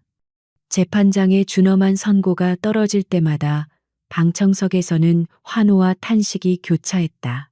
피고인 전 국방부 차관에게 징역 25년을 선고한다. 피고인 예비역 대장 김호호에게 징역 20년을 선고한다. 그들은 항소할 뜻을 비췄지만 이미 기울어진 대세를 뒤집을 수는 없었다. 그동안 그들이 누려왔던 부와 명예는 신기루처럼 사라졌고 남은 것은 차가운 감옥 바닥뿐이었다. 지연은 법정 구석자리에 조용히 앉아 이 역사적인 순간을 지켜보았다. 그녀의 표정은 담담했다. 승리의 기쁨보다는 이 당연한 결과를 얻기 위해 치러야 했던 희생들이 떠올라 마음이 무거웠다. 재판이 끝나고 법정을 나서는 지연을 향해 플래시 세례가 쏟아졌다. 박중령님, 정의가 승리했다고 생각하십니까? 앞으로의 계획은 어떻게 되십니까? 지연은 마이크 앞에 잠시 멈춰섰다. 정의는 승리한 것이 아닙니다. 이제야 겨우 제자리를 찾았을 뿐입니다. 그녀는 짧지만 묵직한 메시지를 남기고 대기하고 있던 군용 차량에 올랐다. 그녀에게는 아직 치러야 할 마지막 전투가 남아 있었다. 며칠 후 국방부 대회의실에서 박지연 중령에 대한 징계위원회가 열렸다. 그녀가 수사 과정에서 저지른 항명과 보안 규정 위반, 그리고 독단적인 언론 공개에 대한 책임을 묻는 자리였다. 박지연 중령, 귀관은 상부의 정당한 명령을 거부하고 군사 기밀을 임의로 유출하여 군의 위계 질서를 심각하게 훼손했다. 이 사실을 인정하는가? 위원장을 맡은 인사참모부장이 엄격한 표정으로 물었다.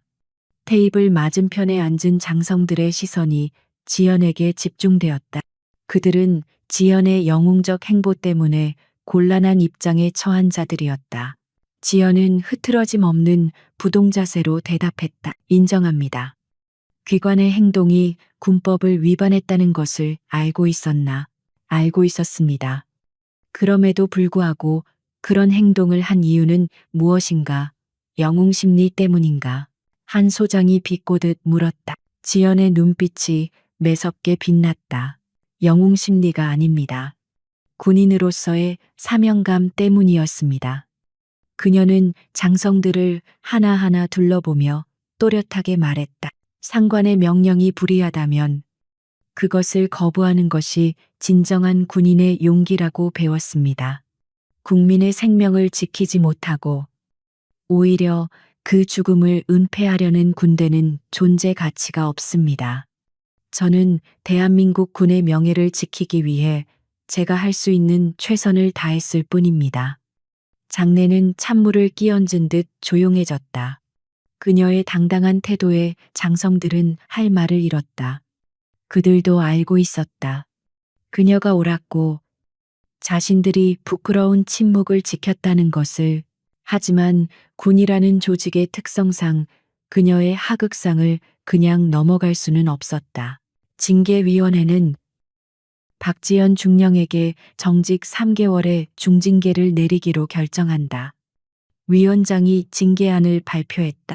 파면이나 해임이 아닌 정직, 국민 여론을 의식한, 그리고 그녀의 공로를 어느 정도 인정한 타협점이었다. 받아들이겠습니다.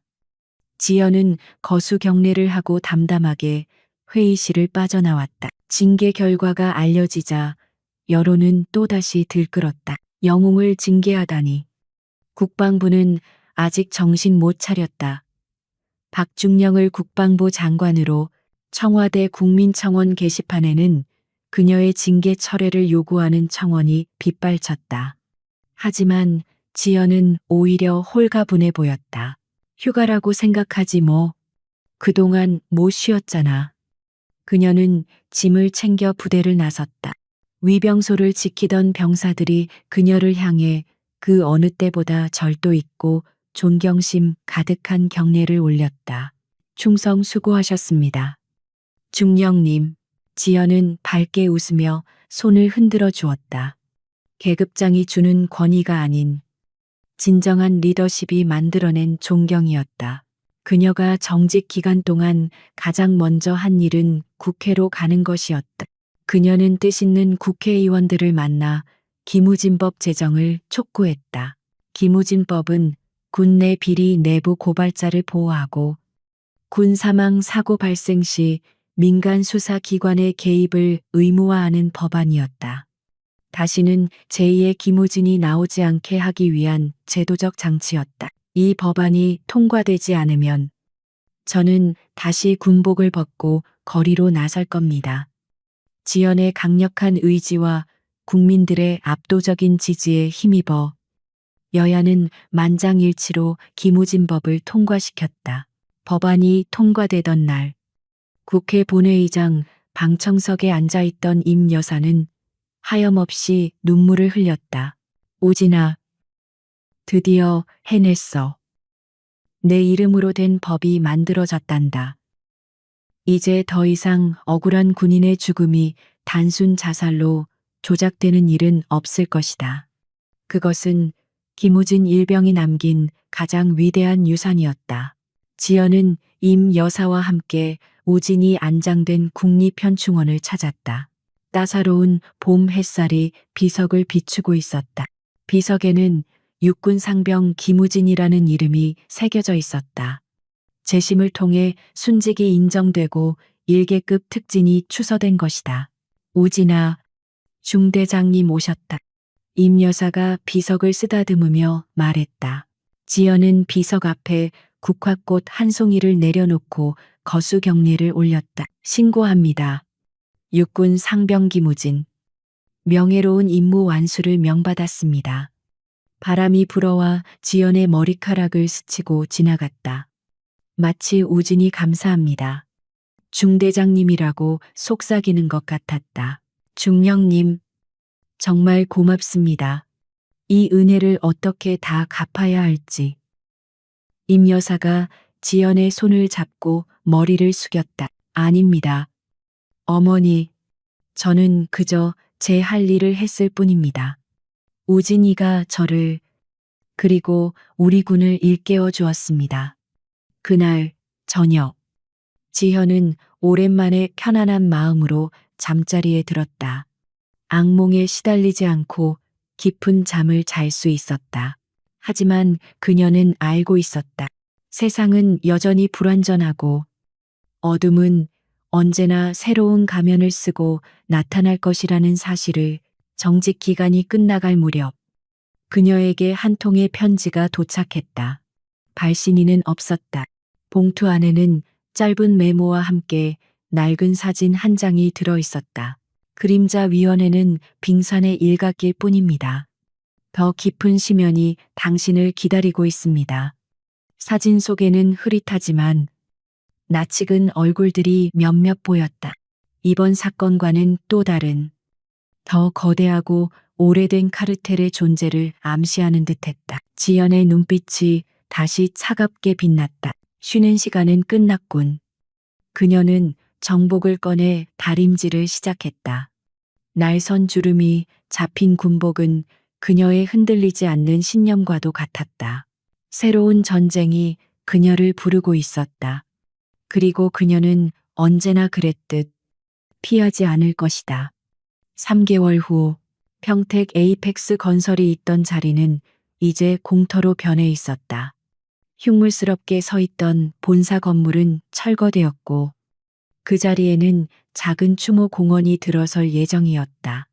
공원 이름은 우징공원. 시민들의 자발적인 모금으로 만들어지는 정의와 기억의 공간이었다. 공원 기공식 날, 박지연 중령이 단상에 올랐다. 그녀는 다시 군복을 입고 있었다. 정직 기간이 끝나고 707 특임단장으로 복귀한 것이다. 중령에서 대령으로 진급도 예정되어 있었다. 우리는 이곳에서 한 젊은이의 꿈이 짓밟히는 것을 보았습니다. 하지만 동시에 우리는 그 절망 속에서 희망의 싹이 트는 것도 목격했습니다. 그녀의 연설은 담담했지만 힘이 있었다. 진실은 때로 불편하고 정의는 멀게만 느껴집니다. 권력이라는 거대한 벽 앞에서 우리는 무력감을 느끼기도 합니다. 하지만 기억하십시오. 그 어떤 어둠도 작은 촛불 하나를 이길 수 없다는 것을. 시민들은 뜨거운 박수로 화답했다. 임 여사는 맨 앞줄에 앉아 지연을 바라보며 눈시울을 붉혔다. 그녀의 곁에는 건강을 회복한 모습이었다. 행사가 끝나고 지연은 공터 한가운데 섰다. 우진이 쓰러졌던 바로 그 자리였다. 이제는 잡초만이 무성하게 자라 있었지만 그녀의 눈에는 여전히 그날의 참상이 생생하게 그려졌다. 중령님, 복귀를 축하드립니다. 최 대위가 다가와 격려했다. 그의 어깨에는 소령 계급장이 달려 있었다. 이번 사건의 공로를 인정받아 특진한 것이다. 고맙다. 부대 상황은 어떤가? 모두 중령님의 복귀만을 기다리고 있었습니다. 그리고 최 대위가 목소리를 낮췄다. 새로운 타겟에 대한 정보가 입수되었습니다. 지연은 고개를 끄덕였다. 예상했던 일이었다. 브리핑 준비해. 복귀하는 대로 바로 작전회의 소집한다. 알겠습니다. 지연은 차에 오르기 전 마지막으로 평택의 하늘을 올려다보았다. 맑고 푸른 하늘이었다. 그녀의 싸움은 끝나지 않았다. 어쩌면 영원히 끝나지 않을지도 모른다. 하지만 그녀는 지치지 않을 것이다. 그녀의 뒤에는 그녀를 믿고 지지해주는 동료들이, 그리고 깨어있는 시민들이 있기 때문이다. 가자. 검은색 군용 세단이 흙먼지를 일으키며 출발했다. 새로운 전장을 향해 그녀는 다시 달리기 시작했다. 화면이 암전되고 박지연 중령이 카메라를 정면으로 응시하며 나타난다. 오늘 이야기는 어떠셨나요? 평범해 보였던 한 여성이 거대한 악의 카르텔을 무너뜨리는 과정. 통쾌하셨나요? 그녀가 살짝 미소 짓는다. 현실에서도 우리는 수많은 강태준들을 마주합니다. 때로는 직장 상사로, 때로는 갑질하는 고객으로, 혹은 부패한 권력자로 말이죠. 그들 앞에서 우리는 작고 초라하게 느껴질 때가 많습니다. 하지만 잊지 마세요.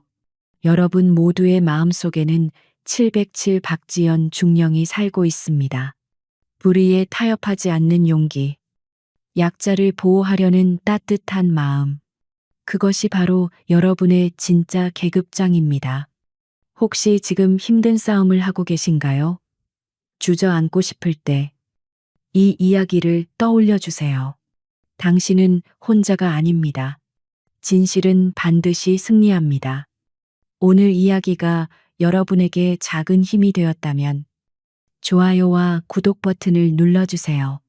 여러분의 응원이 더 많은 정의로운 이야기를 세상에 알리는 힘이 됩니다. 그럼 다음 주에 더 강력하고 속 시원한 사이다 이야기로 찾아오겠습니다. 충성.